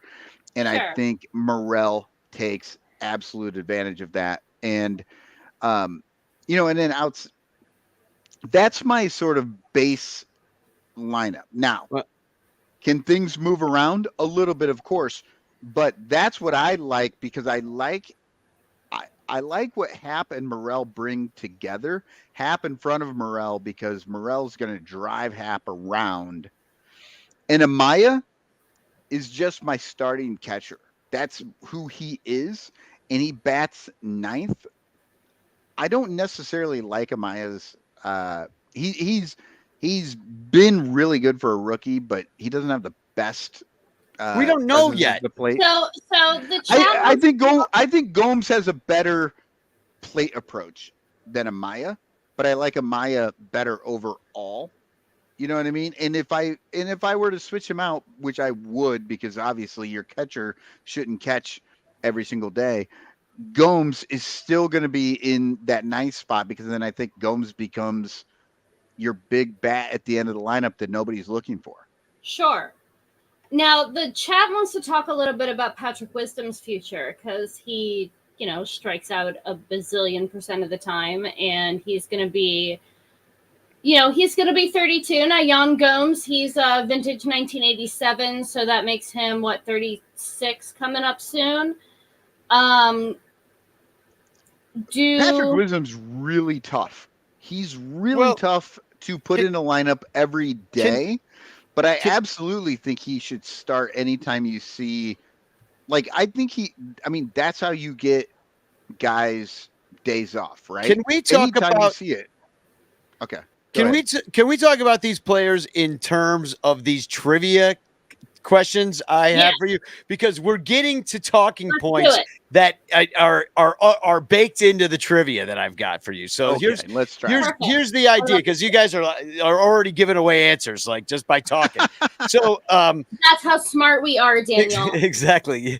Now, I didn't say they were the right answers. I just said they were answers, or we're discussing geniuses over here. But so I would like people to also guess in the chat. I've got 11 trivia questions because it's baseball, so it should be weird. A weird number. So 11 trivia questions and some numbers, and it's not like your regular stuff like who leads the team in doubles and stuff like that. It's dug a little bit more into the lefty righty. I still wouldn't know. So here we go. I never look at the numbers, so I'm very excited to see how smart I am just on intuition and smell. Yeah, exactly. This is just eye test stuff. All right. I like you up against the TV that smells like a double. That's how my Nana taught me to cook. Intuition and smell. How do you know it's done? I don't know. It smells good. So which right-handed Cub and these are all, by the way, 100 at bats. These are regular players. I'm not going to pull some Luis Torrens crap on you. Sure. Nobody's like that. It's not going to be Nelson Velasquez. No, 1500 OPS. Yeah, what's that? I said I forgot Torrens was this season. Exactly. I was really rooting for him. Oh, well. So all these guys have at least 100 at bats in whatever I'm talking about. So which right-handed Cub with at least 100 at bats has struck out 41% of the time versus lefties? Right-handed batter who struck out 41% of the time versus lefties. And the answer, Suzuki. I'm going to say Ian Happ. Okay. Anybody go ahead in the chat if you know. In the chat, we'll give you an opportunity as well. Just a guess. I haven't. Okay, I'll move to the next. I'll move to the next question, then we can come back to the chat. Okay. Versus, this is a multiple choice. Versus righties, who has the highest OBP between Seiya Suzuki, Nick Madrigal, and Dansby Swanson? Who's got the? Oh, I'm going Suzuki on that. Okay. I'm going to do one more and we'll go back into the chat. Number 3, which Cub with at least 100 at-bats at home and on the road has an OPS 168 points higher on the road? Ooh. Say that one again. Which Cub with at least 100 at-bats at home and on the road, so has at least 200 at-bats, home and road, has an OPS 168 points higher on the road. They're that much better on the road. Nick Madrigal. God. That's a good call. I'm gonna go Patrick Wisdom. Okay, now let's go. Just Let's gonna go make back. a guess there. Okay, let's go back. So Let's go back. Okay, number one question was struck out 41% of the time versus lefties. It is the strikeout king himself, Patrick Wisdom. That's Is it? yeah, That was Mike smart. Waller. I don't know Mike why Waller had threw wisdom. Saya under the bus like that, but yeah. So love somebody you, keep Saya. track. Big Chris Cubs had wisdom. I'm assuming that's from the first. Yeah, it could be somebody had Morel, but that would be incorrect. So okay, versus righties, who has the highest OBP between Suzuki, Madrigal, and Swanson? Now, I don't know. That was a pretty easy one to look up. So I some said people did. Dongsby for that one. Yeah, it's Madrigal actually. Really? Yeah, Wow. versus righties.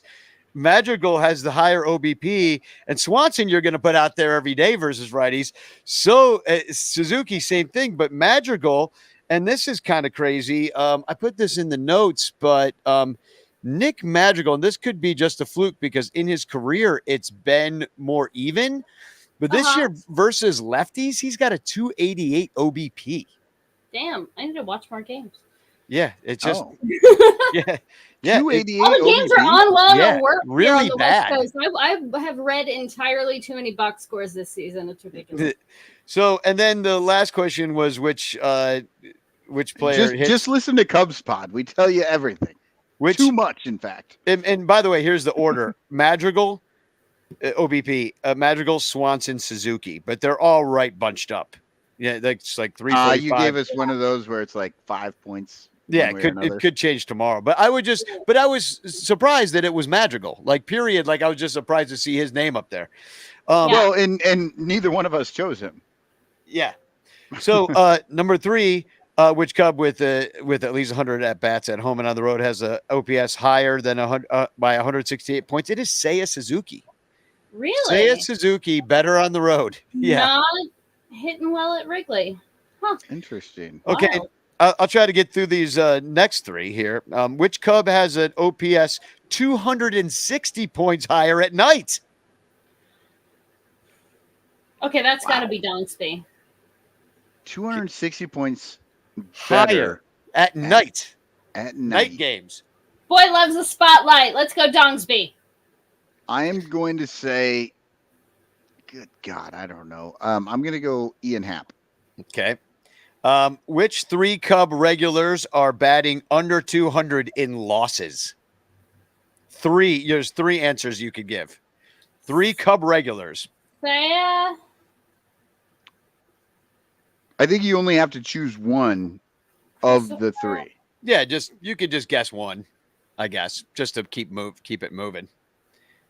Yeah, name one of 3 Cub regulars. I'll say that. One of 3 Cub regulars hitting under 200 in losses. If Christopher doesn't hit, we lose. In losses. Yeah, who's the you don't go, we don't go? You don't go, we don't go, Christopher Morel. I'm going to say, yeah, I like Morel. I'm going Morel with you. Okay. I like that one. And who has the highest OPS in wins? Dongsby. Who's the best in wins? Who's the you go, we go guy?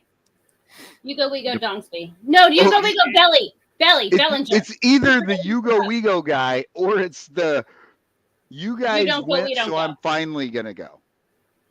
It's the Chris Bryant. I like Belly for wins and Christopher for losses. Okay.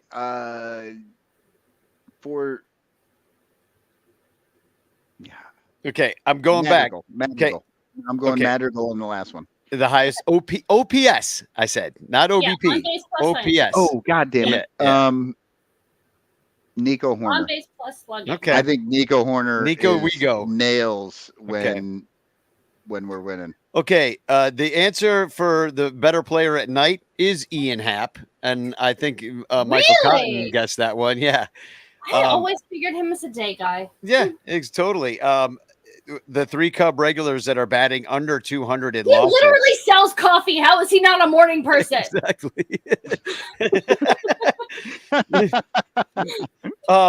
In losses, the 3 guys that fail are now this is batting average.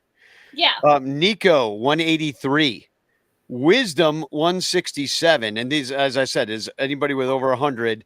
How many at bats does Patrick Wisdom A have? lot. And You why- know, he's how much over- of a mistake is that? Yeah, it's over 200. That's And- terrible. So Why does Patrick Wisdom Wisdom, has over 200 at bats in this lineup?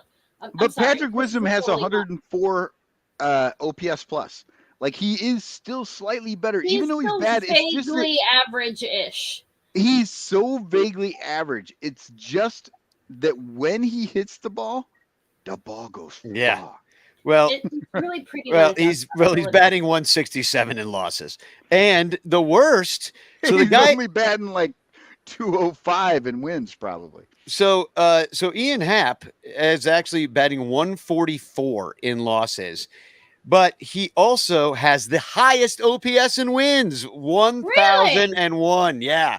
So I thought that was like, talk about like a So switch. it does average out. Like I keep feeling like Ian Happ is just kind of having an average-ish season, and if you look at wins and losses, it's kind of average-ish. See, but but then again, exactly what I said earlier. If And you're gonna I would lose have a to game- look more into this, but do you remember how good Chris Bryant was when the Cubs already had the lead? Yeah. Well, sure. Chris Bryant was a killer. He was always with here for five- the attention. with a 5-run lead. With a 5-run lead, he would destroy balls. Couldn't beat him. With a 1-run loss or a 1-run, He would be sitting in the corner crying, hoping that he No, could go home and watch some Disney movies. he would take a walk. He would Yeah. walk 1 run down, a guy on base. Chris Bryant walks every time, and but they're up by 3, nobody's on base, home run every day. Well, I'll say this much about your eye test is that Ian Happ this year has been one of the best players in the clutch, and he's got Good for him. If you 863. had asked me all this last year, I'd have been a lot better. But this year has been really hard for me to actually watch games. It's trying. You have like a real job this year, it's like it's where I you're. won't like it. Somebody save me from this whole like corporate America thing. 9 to 5s make it really hard to watch baseball on the West Coast. okay. Let's get into some pitchers, and then we'll take a commercial break and get some White Sox talk going for the 2 games we're going to face them. Which bullpen? Hold on. Mike Waller, Yeah, I put that up says- there before. he's still living on that April heater because he came out hot. And Dominic Galoro says Happ's numbers very similar to last year. Yeah, when it's all evened out because you get hot and then you get cold. So number 7 here, and we're not keeping track anyway, but which bullpen pitcher has taken the most innings this year? Who's pitched the most? It feels like Hayden Wisniewski, but I don't think that's right. No, think I that's gotta say Michael weighted Fulmer. by how as much as I'm sick of looking at him. Yeah, Michael Fulmer is my answer. I think you're right. It's Adbert Alzolay. Is it Adbert? 52.2 innings, 0.1 Really? innings pitched less than Fulmer and Merriweather. Oh, Wait, And how many innings less than Fulmer? no, Point one more than Oh, one. Fulmer. Okay, so yes, Cotton. Yeah, you're right. one out more. one out more, but Fulmer and Merriweather are tied. And we're talking about 3 guys in the middle of August already at 52 innings. And like, That's a I know lot. we're using these guys. Yeah. So, and then it's only a couple innings ahead of Leiter. and So you I got 4 feel like- guys at 50 innings. I feel like Merriweather got overused like June, July. Like they used the living crap out of him back then. And he's Yeah. been less used now, but Fulmer pretty much all year long, whether we wanted him there or not, he was always out there. Let me get through these last 3 questions, and then we'll just get your answer real quick because we're running long. We got Lauren waiting in the green room. We never do Yeah, that. Lauren's Never. in there just like, I don't give a shit. Yeah, I Let don't me give a talk about the White Sox. So, all right. So, questions 8, 9, and He's the only person that's ever said that, actually. questions 8, 9, and 10. Which starter with at least 5 starts has the most walks per 9? I'm gonna say Drew Smiley. Hendo. Okay. Which I don't know reliever? why. It's a random guess. Which reliever has the most walks? Oh no, most strikeouts per 9. Which reliever has the most strikeouts per 9? I'm gonna say Adbert Alzolay. Guessing, yeah, Alzolay would be my guess. Who leads? Nope. Hold on. Merriweather. Who I like leads? Merriweather. Who leads the Cubs in errors? Who's committed the most errors with 11? I mean, 11 that were actually called, or No, it's just I've been an error. Yeah, it's called. I didn't go because through every game and be like, that was an error, I'm going to count it. No, 11 errors that were I'm counted. running on vibes. I have no idea. I'm gonna say Stroman. I'm gonna say Nick Madrigal. No, this is not a pitcher. He's not a pitcher. No, it's no. This it's a no, pitcher. sorry, no, it's not. It's not. No, who leads the? This is a defensive question, not a pitching. Yeah, question. no. He's still. I thought we were doing pitchers. Sorry. Yeah, no, we were, but I switched. This is the last question. That would be amazing because Stroman's actually really good defensively, and Yeah, he he only really plays is. once So every 5 I'm games. sorry. I thought we were still talking about pitchers. No, with I'm these yeah. questions. So 11 errors. So who leads the team in errors in the field?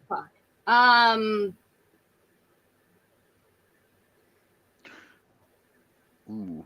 I was thinking Nick I'm gonna say Madrigal. this idea. I was thinking Nick Madrigal, but now Christopher Morel. I'm thinking Trey Mancini. Okay. Ooh, good call. I think I like your answer better. Okay. Well, there's nobody that I've included. That's not the right answer, but I didn't also include anybody that's not on the team currently. But okay. But none of them. Then I'm going back to Nick Madrigal. Okay. So, all right, here are the answers to these questions. Which starter with at least 5 starts has the most walks per 9? It's Stroman with 3.5 walks per 9. Wow. The reliever, Michael was right. It's Julian Merriweather with 11.87. And you know what? Adbert is so good right now. I just got super excited, and then I thought about it for a second. God damn, Merriweather's been good this year. Like, Yeah. he sucked for like My 2 eyes got games, shut when I don't like watch enough really games. bad, and then he's been so good. And then it's Patrick Wisdom with 11 errors, which begs the question yet once again. Why are you here? Exactly. You're very pretty, but why are you here? What are you doing? And he wasn't even pretty for most of the season. That He had a dumb mustache needs to just not even be a thing. I'm sorry, he just looks like a cop with the mustache. And no, thank you. So there it is. I think all that stuff's pretty interesting. I know I was surprised by some of the answers in there as well. So it's interesting to take a look at that every now and again in a fun way like that. But we're going to take a quick commercial break, and we're going to come back. We're going to talk with my buddy Lauren about the White Sox in this upcoming Lauren! series. Nice. Here we go. If you like the Cubs a bunch, buy your t-shirts from In the Clutch. We've got all the best styles for you. Dansby, Saya, Morel too. Clark Fly in his W. Cody Bellinger, smoking dupes. Vintage shirts from days of old. Patrick Wisdom and Nico. You'll look sharp wearing your strobe. 10% off with the code SONRANTO. SONRANTO. InTheClutch.com is your store for the most fun baseball shirts on the planet. Don't forget to use promo code SUNRANTO to knock a couple bucks off your purchase. Stack or die, we need more cups. Get it all at In The Clutch. Cause if you like the Cubs a bunch, buy t-shirts from In The Clutch. Get it all at In The Clutch. Get it all at In The Clutch.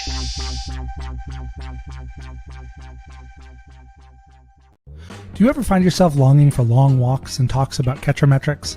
How about a coffee or a run differential? Maybe a candlelit dinner dissecting what exactly is the curious case of Miles Mastrobuoni? If you have, I have just the place for you, the Cubs PS Plus podcast. Come join us. Cubs PS Plus, a Northside numbers game, can be found wherever it is you get your podcasts, and on Twitter, Instagram, TikTok, and YouTube, all at Cubs PS Plus, a spin on the baseball metric OPS Plus. Are you ready? I'm ready. Here we go. Welcome back to the Sun Ranto Show. As always, hashtag chance in the chat. And you can win a Frank Chance postcard sent to you with a message of love and doom, which this is a season of love and doom, pretty much above and below 500. waiting around 500 team. I can't say that much for my buddy's team that we're going to bring on the show. It really, been entertaining to say the least. really just a season of dashed expectations on the south side of Chicago. And here he is, my friend, Lauren Freeman, live from his house in Arlington Heights, Illinois, home of the Arlington Heights Bears. How you doing, buddy? Never a dull moment with these White Sox. Be gentle. We've known each other since you were about 14 years old. Have you ever known me to be gentle, Lauren? Well, I mean, it's unusual circumstances, but no. Yeah. So what? Your team is completely useless. You get swept by the Brewers. You couldn't even help out your big brother up on the north side of town. You just get pantsed game after game. Fans are beating up my Thai guy in the bathroom. You guys are beating up my Thai guy. You have Tim Anderson losing fights and embarrassingly just getting clocked out by Ramirez. I mean, just nothing but throw punches since you can't score runs. Is this the most? Throw punches. He got his ass kicked. It was one punch. He got hit. We went down. He was down. So how you feeling? I mean, I know you said you're boycotting games. You won't go anymore unless it's free. You're not buying tickets anyway anymore. So no. Where are you with your?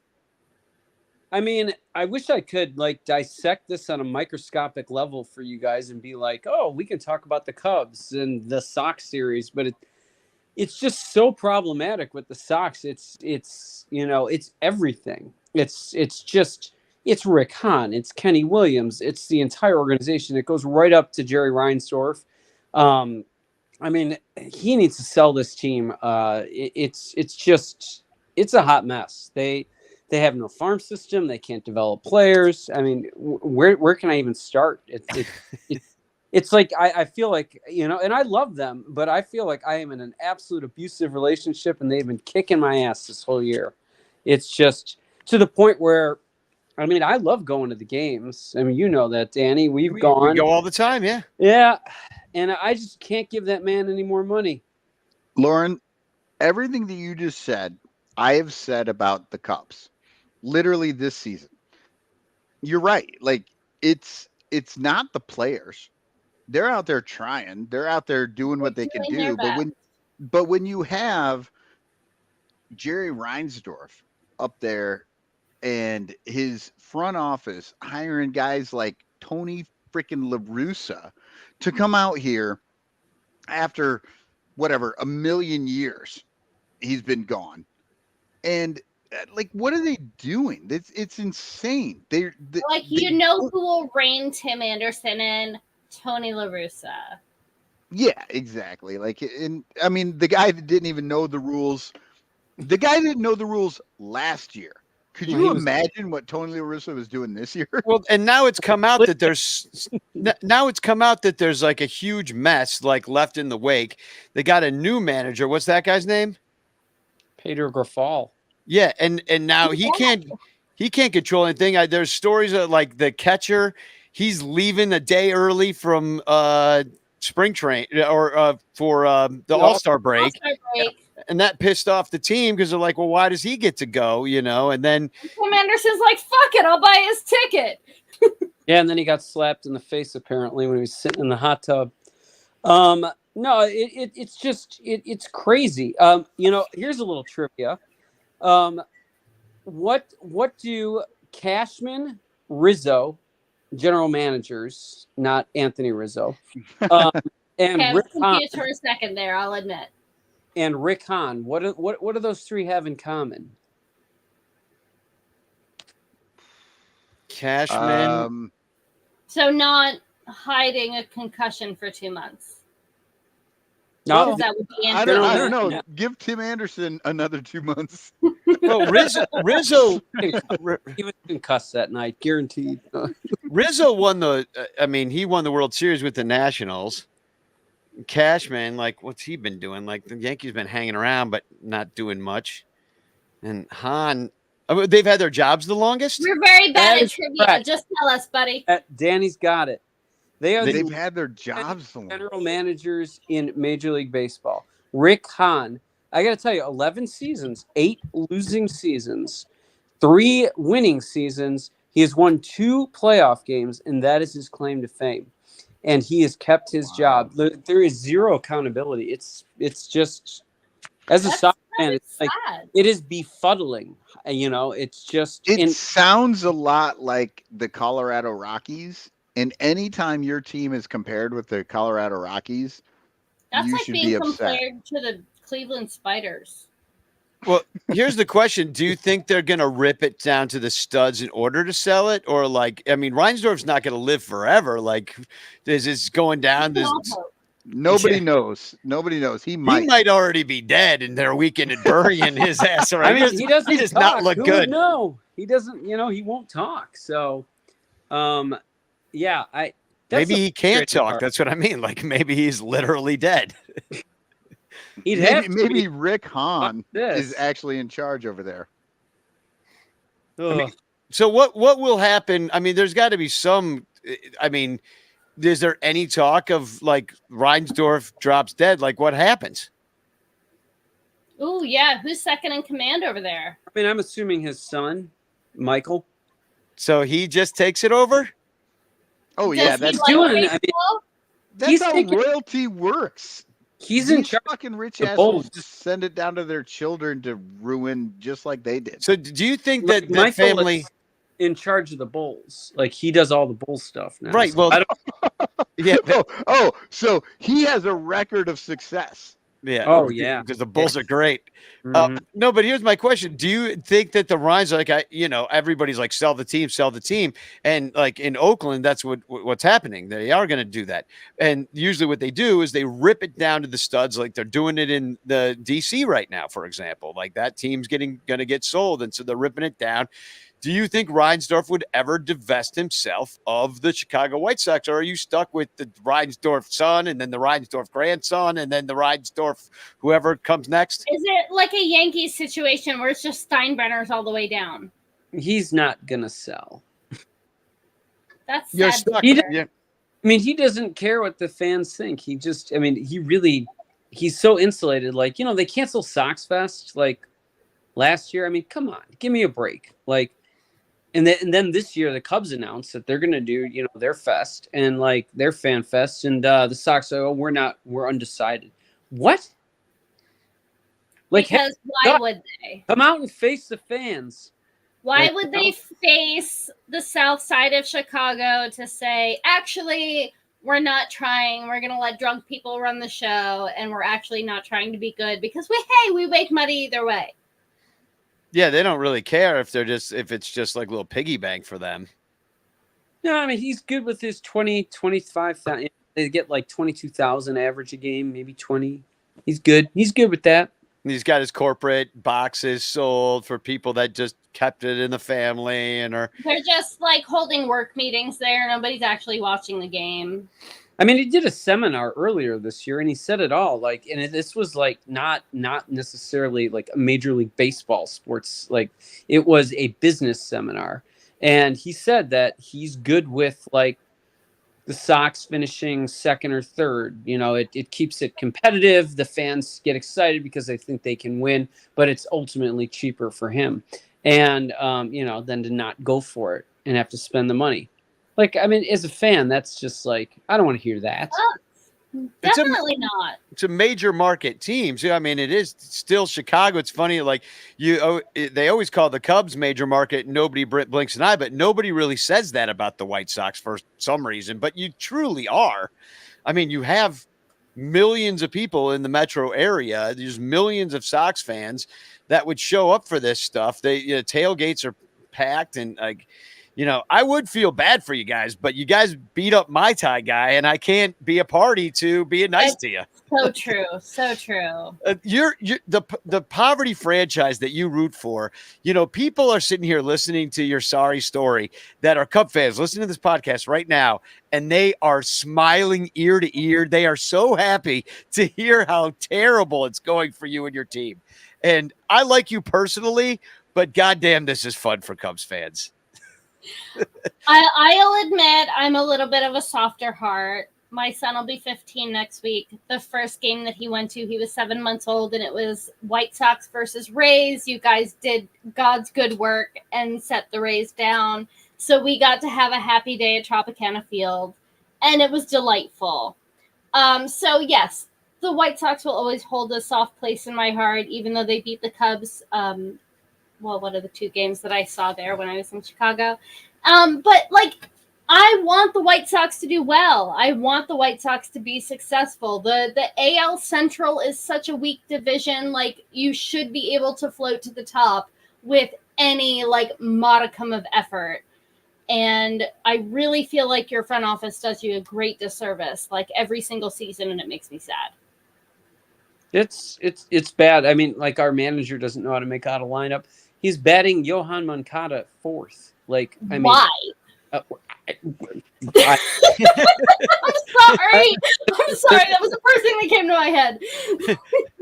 I mean, look at his stats. It's just he's batting 4th, and he struck out 3 times the other day. I'm No like, wonder Tim Anderson is punching people. Jesus Christ. Okay, Lauren. Here's the question that I have for you.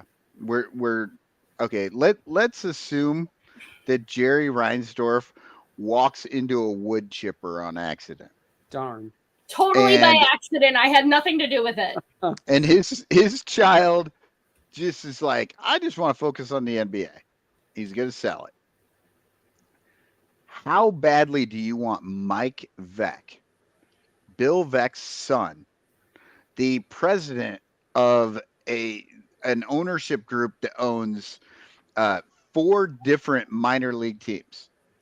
How much do you want Mike Veck to take over this team? Because Bill Veck himself owned the Chicago White Sox 2 different times. Yeah. The best White Sox years, really. They're never letting a Vec back in. They're never. What about like But Mike Veck already owns minor league teams. It would be entertaining for Yeah. sure. I mean, like, he was, Disco Demolition, all that stuff. Yeah.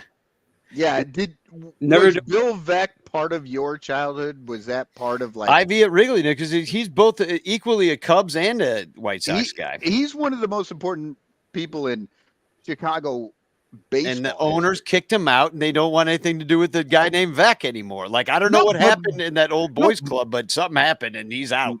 Mike Veck is in tight with both the Rangers and the Twins. He owns teams for both of those. So Interesting. I'm just wondering, Lauren, what are your thoughts about the old Bill Veck years? Because that went until like 83-ish, and I know you're Yeah. young, but Pretty young.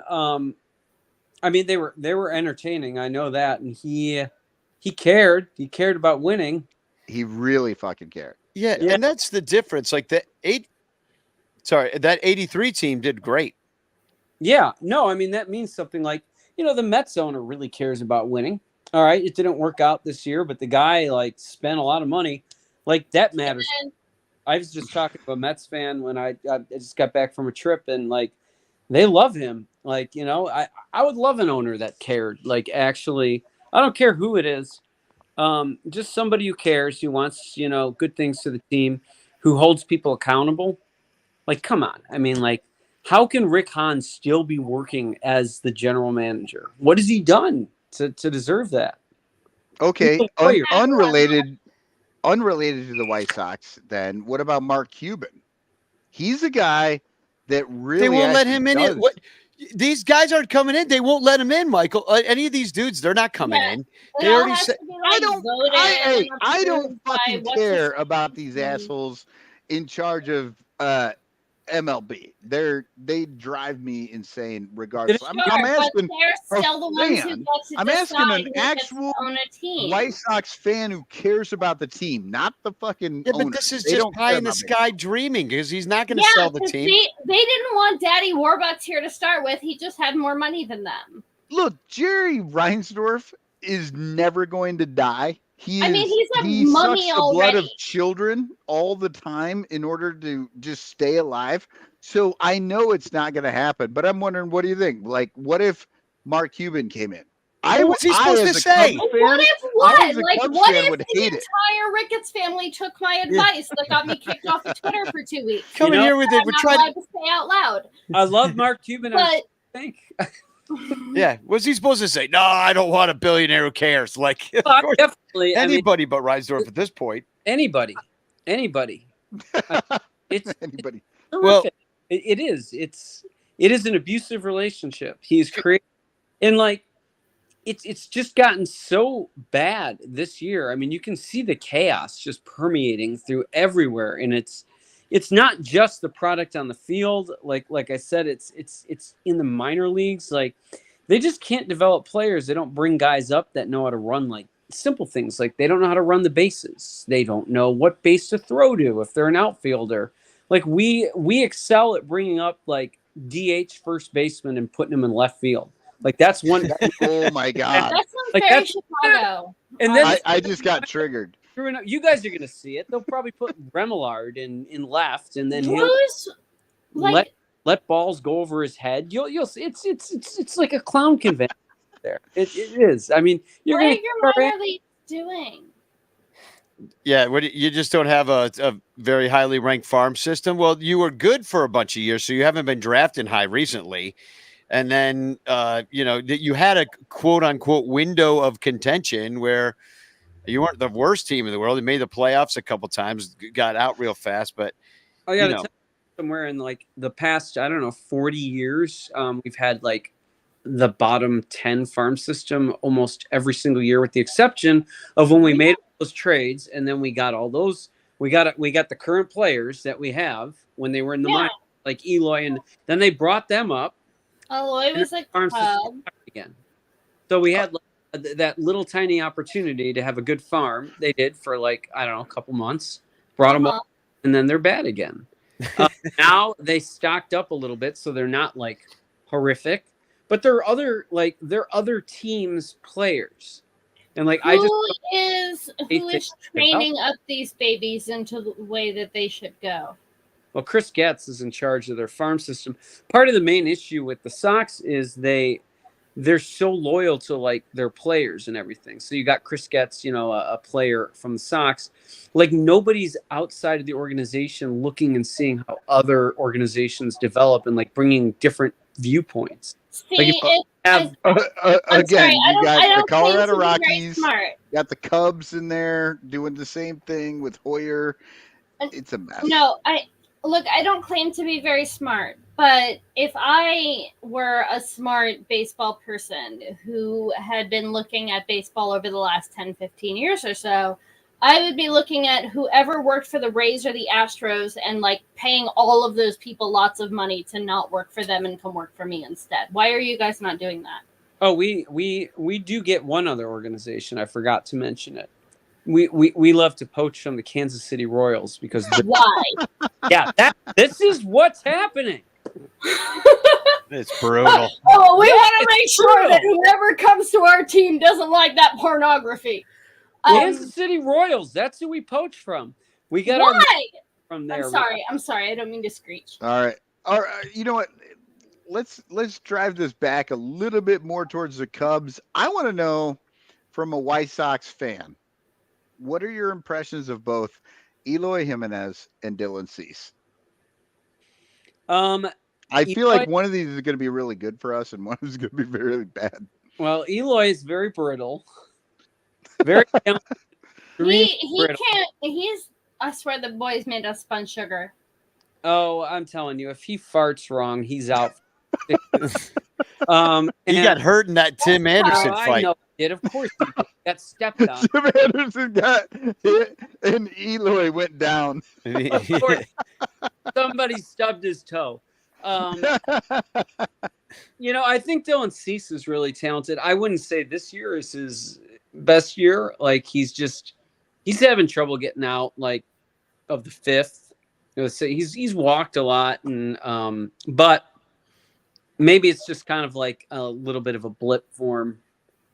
He's truly talented. So, but we don't have to face him. We're facing Toussaint and we're facing Clevenger.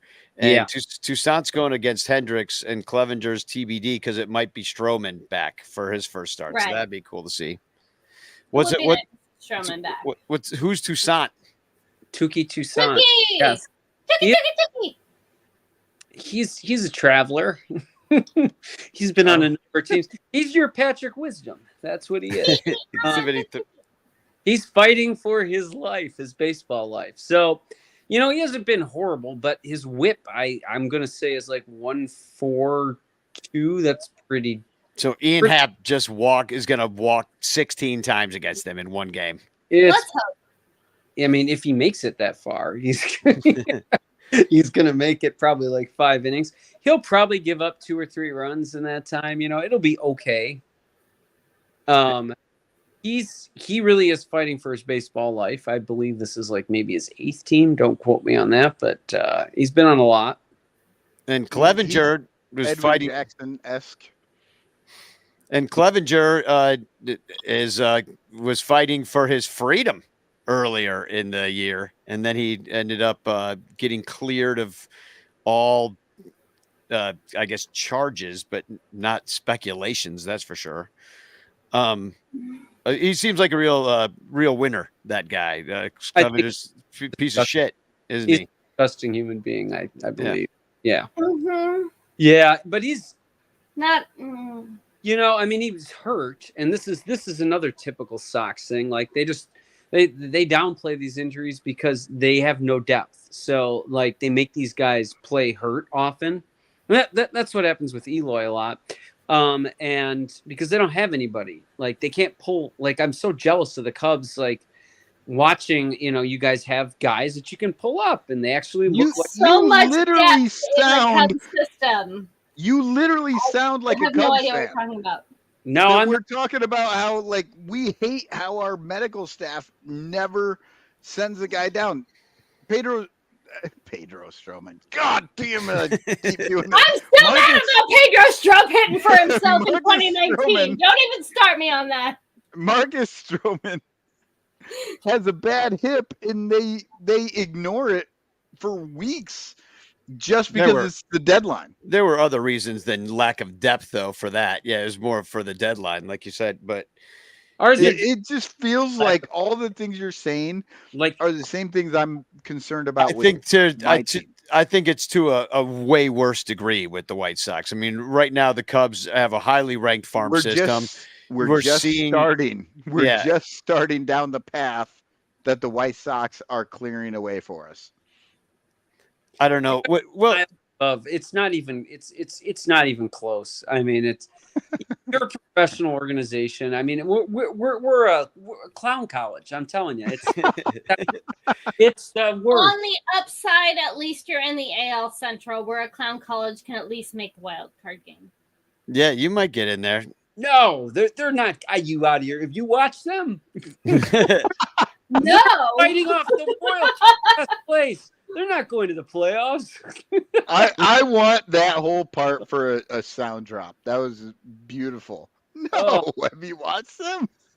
No, it's nonsense. No, they're not going anywhere. They're horrible. Yeah, they're very bad. I'm 25 sorry. is under 500. My heart is bleeding for you in very shallow, It's you have to like shut off insincere ways. at some point. Like, I mean, I'm just like, I expect the Cubs to kick our asses. Well, we did last time we faced you Why? on the South Side. We beat you 7-3 and 10-7, and I was looking. And then you dismantled the team. Yeah, so it's even worse than it was. And you don't throw one thing I think it'd be interesting to look at for outliers of stats is that the Sox have allowed the most stolen bases in the league. 119 stolen bases. The Cubs have been running quite a bit. So I could see us, if you get on base, you could pretty much run wild on them. Well, and Yasmani Grandal behind the plate. Yes, you guys should run a lot. He can't anybody. You don't hit homers. You don't walk much. You don't really do anything. But we strike. You got one of the worst bullpens. This is You- really You sad. give It's up a making lot me of wanna home cry runs. a Yeah, I little bit. mean, yeah, just everything about the only thing that you're on par with the Cubs on is that we commit the same amount of errors. Oh, good. So That should make the games nice That and short. Cubs. The Sox are atrocious in the field. So yeah, they don't get What- they don't get a very high marks in other respects. That's for sure. So well, Sox are they're. I wish I had happier news for you. I mean, what? I hope you get some better management with all those- soon. That would be horrible for you guys. what? Sorry, say that again. I said you rattled off all those stats of how bad we are. What happens if we actually, like, every once in a while we'll win a game? Like, It's baseball. Once in a while. Yes. This is a game of failure, babe. You should be winning at least a third of the time. Well, that's the fear. I mean, we're throwing Hendo out there, and we'll see kind of what goes. That it's been hit and miss. He gave up quite a few home runs at Wrigley at some point. A couple weeks ago, and it didn't go great. I get against the Braves, a 7-run inning against them, so we're hoping that doesn't happen, of course. And then if Stroman comes back and can be the guy he was before, I think that we need him to be good down the stretch. Otherwise, the Cubs aren't going to the playoffs either, frankly, because we were just talking earlier on the show about how we really don't have the rotation to like fill it out that much at the end. So, well, both of these are night games. It's always fun. Hopefully that we'll have our revenge for Mai Tai, and we'll take our pound of flesh out of a Sox fan in the bleachers, and we will definitely cut him with a cup snake. So, all right. I just want to mention that we are having the Bleacher Bum Band video contest. It runs through the end of the year. Make TikTok videos and send them to me. Joey Wrigleyville Bum is doing an amazing job. He's doing song after song after song after song. So much to the Give point. this man some competition. Yeah, Joey's like a 15-year-old TikTok sensation. He is now. We just don't know how to match that. I need to learn some TikTok dances or something. Maybe I can win the competition. Yeah, and it could be anything, just make videos out of Bleacher Bum Band songs and just make them clever and fun, and you can do them all on TikTok. They're all on there.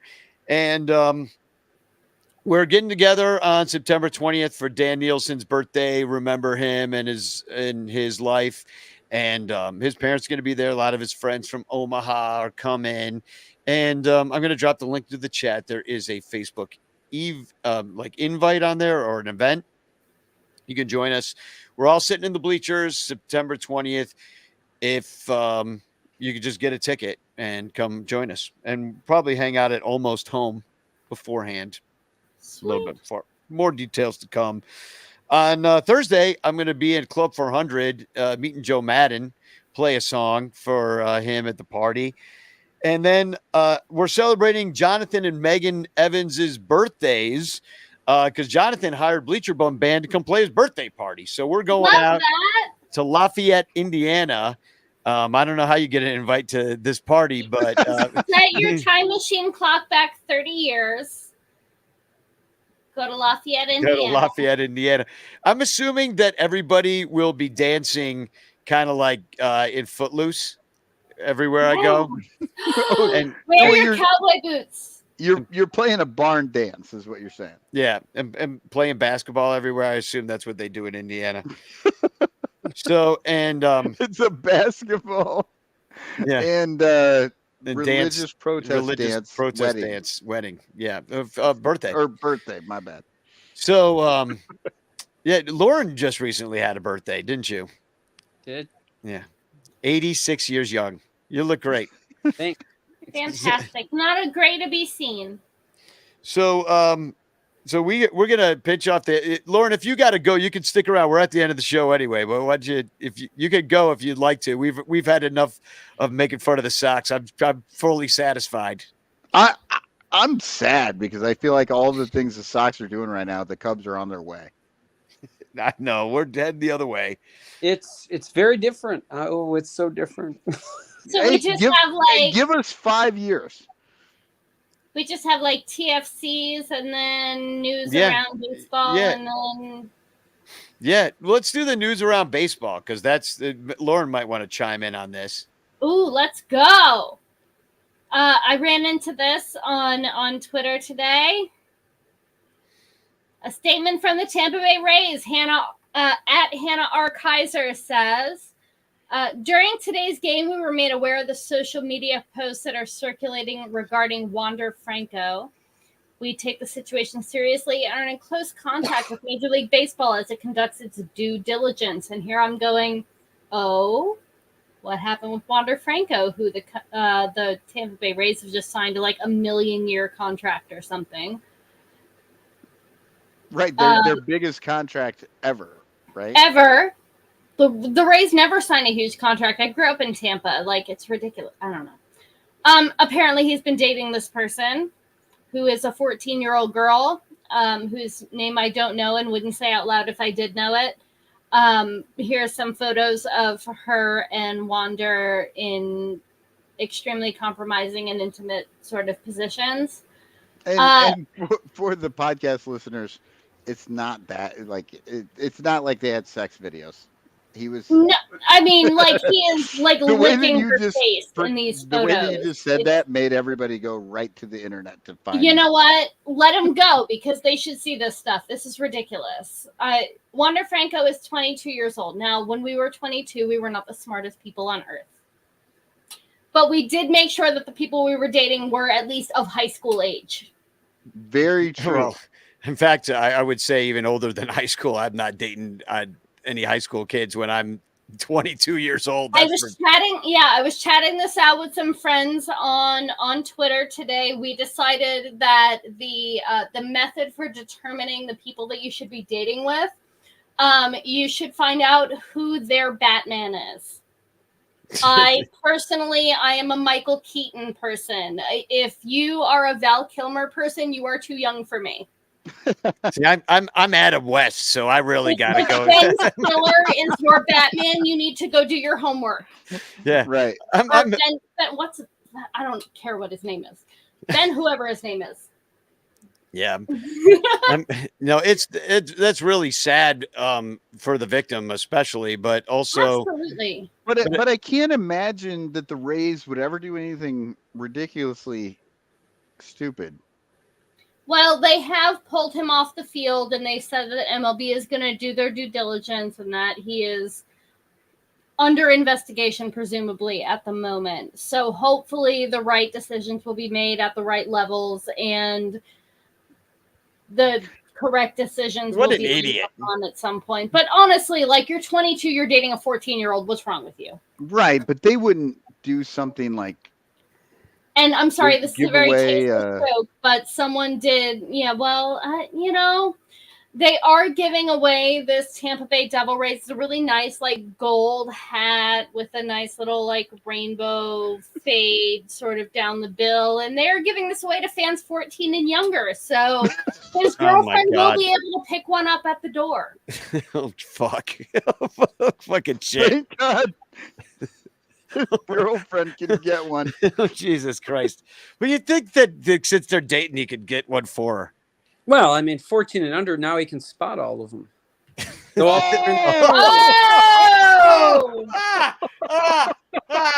I got to take my headphones off. I can't believe I heard that. That's why he's like, can we make them really bright yellow? So we can point them out in the crowd. That's what. Oh my God. I didn't think that this subject matter could be hilarious, but it just did get really fucking funny.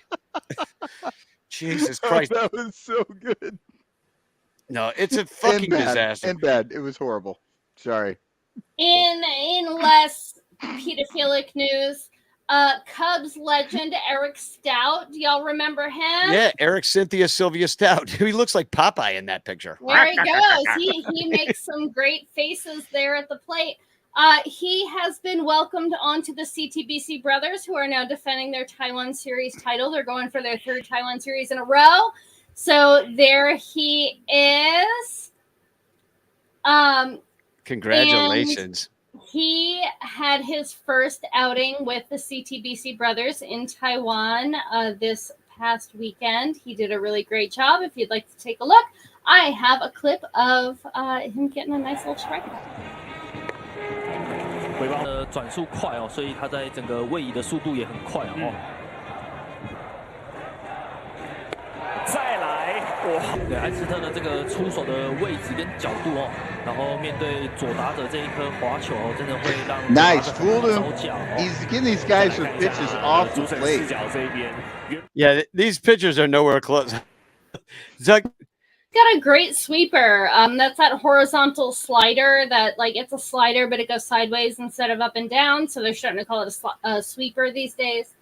And he did a really great job against the Wei Twin Dragons. And yeah, man, he pitched like something like 6 innings in his first outing with them. They ended up winning the game 5-3. So I'm gonna keep an eye on him the rest of his go. He has replaced greatly beloved, by the way, Francisco Pena on the CTBC Brothers. He's been their like main catcher all season long, but the Brothers have had some poor luck with their local pitching staff, so they need to bring on as many foreign arms as possible. So Francisco kind of got the and they're hoping to bring him back next year, but as of right now, Eric Stout has replaced him on the team. I like their uniforms. They're give me a yellow team. You know what I mean? They are. I call them the Bumblebees because they're sort of the rival of my favorite team, the Raccoon Monkeys. I actually love their uniforms as well, and they have an They're so elephant good. as a mascot, which I like. Yes. Well, it used to be the owners of the Brothers Hotel owned the team, and they were the Brothers Elephants. And then the Brothers sold the team to the CTBC Bank, the Taiwan Cooperative Bank, and now they are the CTBC Brothers. They kept the Brothers instead of the Elephants, but their mascot is still basically an elephant. So it's pretty cool. And there is Eric Stout there looking all handsome in his welcome photo.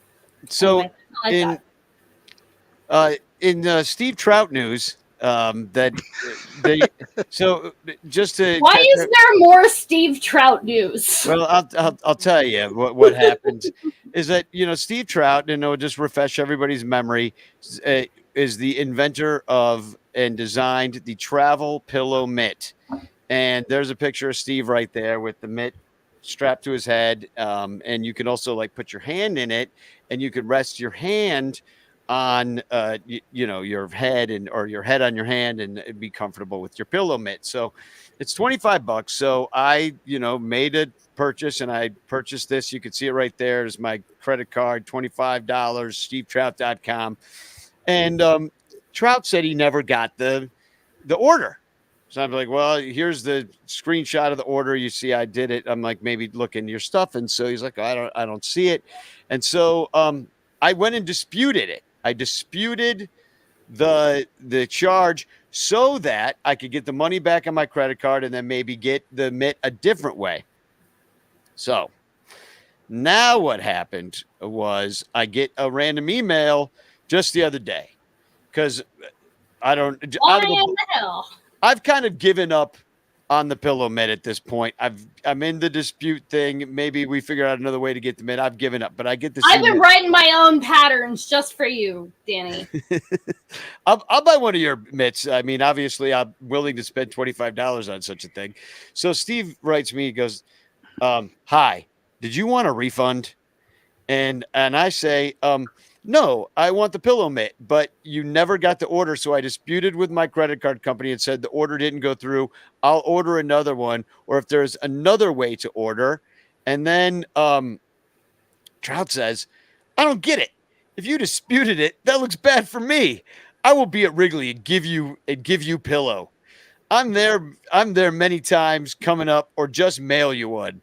I have them now. A phone call or test would have been nice." We literally told him on this podcast. I'm sorry. Sorry. Keep going. You reached me easily when you wanted me on your show. Show some respect. And then I said, "Steve, I told you everything that was happening the entire time. I already told you I contacted the credit card company, and I told them you never got the order. Did you get the order now? Did you get a notice of cancellation? You said you never got the order, so I figured the mistake was on the credit card company. once the cancellation goes through, I'm going to order another one, which is why I asked you if there was another way to order if this way didn't work. Literally just trying to help you promote your pillow, Danny. And he writes back to me, okay, I got the order. Sorry. Jesus God, Jesus Christ. This man. we're just in the middle. I knew this was going to go poorly. People warned me to not get messed up yeah, people warned me. They go, this guy goes, he was at January 6th. And there you are messing around with them. Just, you knew it was going to be bad. They were right. Those people were right. Never fight a land war in Asia, and also never get into Order business from a properties with retired Major League Steve Baseball Trout. player. Don't tug on Superman's cape. So yeah, TFCs, and then we'll get out of here and go over. All right, I have 2. How many you?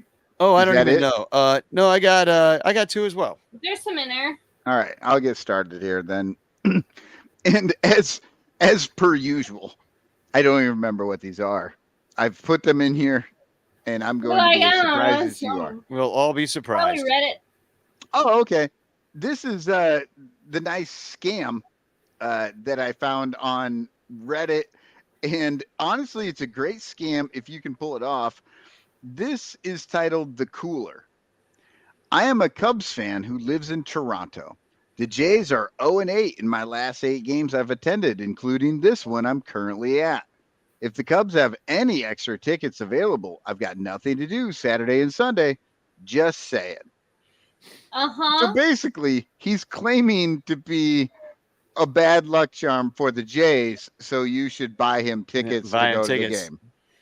Which is a great scam, and I think everybody should try that as much as they can. For the record, the Seattle Mariners have not won as many games for me this year as they did last year, so please buy me tickets.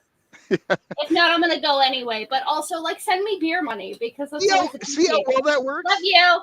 All of a sudden, everybody wants to give IFG money. So I got this one from Jack Flaherty, who was traded to the Baltimore Orioles in St. Louis's sell-off. One bird flock to another. Flaherty said in talking about his first Camden Yards start, he said, I mean, I haven't had to turn up my pitch comm in a while, pitching at home. I said that wrong. I mean, I haven't had to turn my pitch comm up while pitching at home in a while. So Best fans in baseball, baby. Well, I mean, I don't understand why he didn't have to turn his pitch comm up. Those games at Busch Stadium are always sold out. It's always 100% full. Yep. Of red seats. The other team's fans. So what's the other one?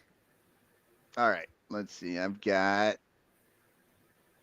If I were the Mets, I'd walk into oncoming traffic. Short and sweet. Classic. Yeah. Perfect. And here's my last one. This from DeCipio, who's a friend of the pod. He says, this is on, he was talking about the Friday night game, which was on Apple TV, which people actually liked quite a bit, their presentation of the ball game. The people who could watch it liked it. They liked it. I definitely could not watch it. DeCipio says, these Apple games always look amazing. Really highlights how Watch Marquee is shooting games with 26-year-old VHS camcorders that Crane bought while at a junior college went out of business. Absolutely. Yeah. They Apple does a nice job of even with their split screens, they use the whole screen. There's not wasted space and stuff like that. It's here's a better situation. Kind of like this show. Yeah, look. We're using it. Like this show. We have all of our space taken up by all of our people. So we're going to give away hashtag change in the chat. We're going to give away the StreamYard Alexander Guinness, Humphrey Bogart, chance giveaway. The show is over. Here we go. We're drawing it. Captain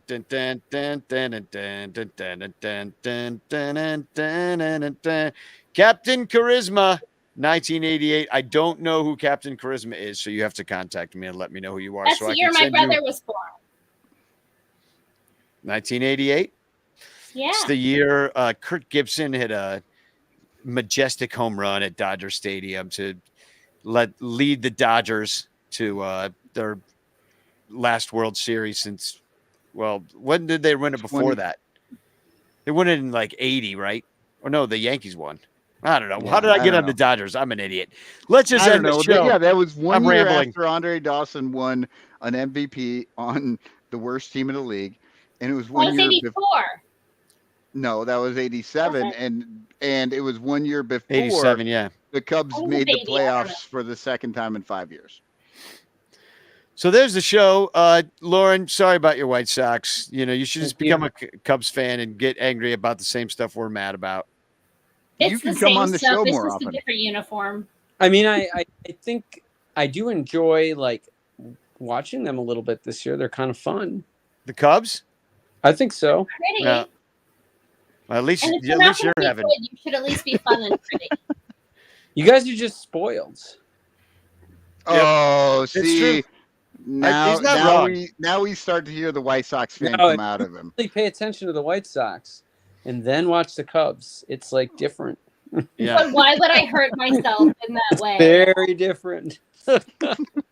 So there's our show, and we're gonna get out of here. We're gonna go over to the Discord for a half hour, 40 minutes, something like that, and hang out. More than welcome to join us. Lauren, I'll send you the link. And anyway, Spagog, everybody.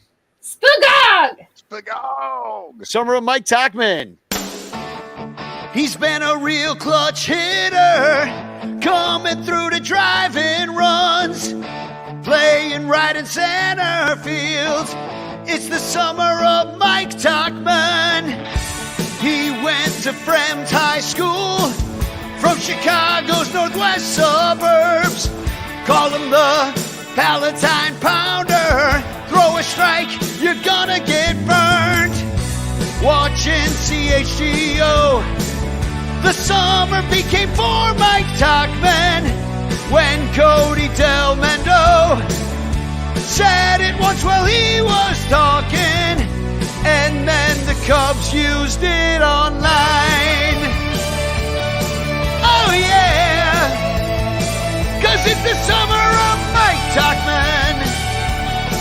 Oh yeah, yeah, it's the summer of Mike Tachman. Oh yeah, leading the commies, it's Mike Tachman. Oh yeah, 'cause it's the summer of Mike Tachman.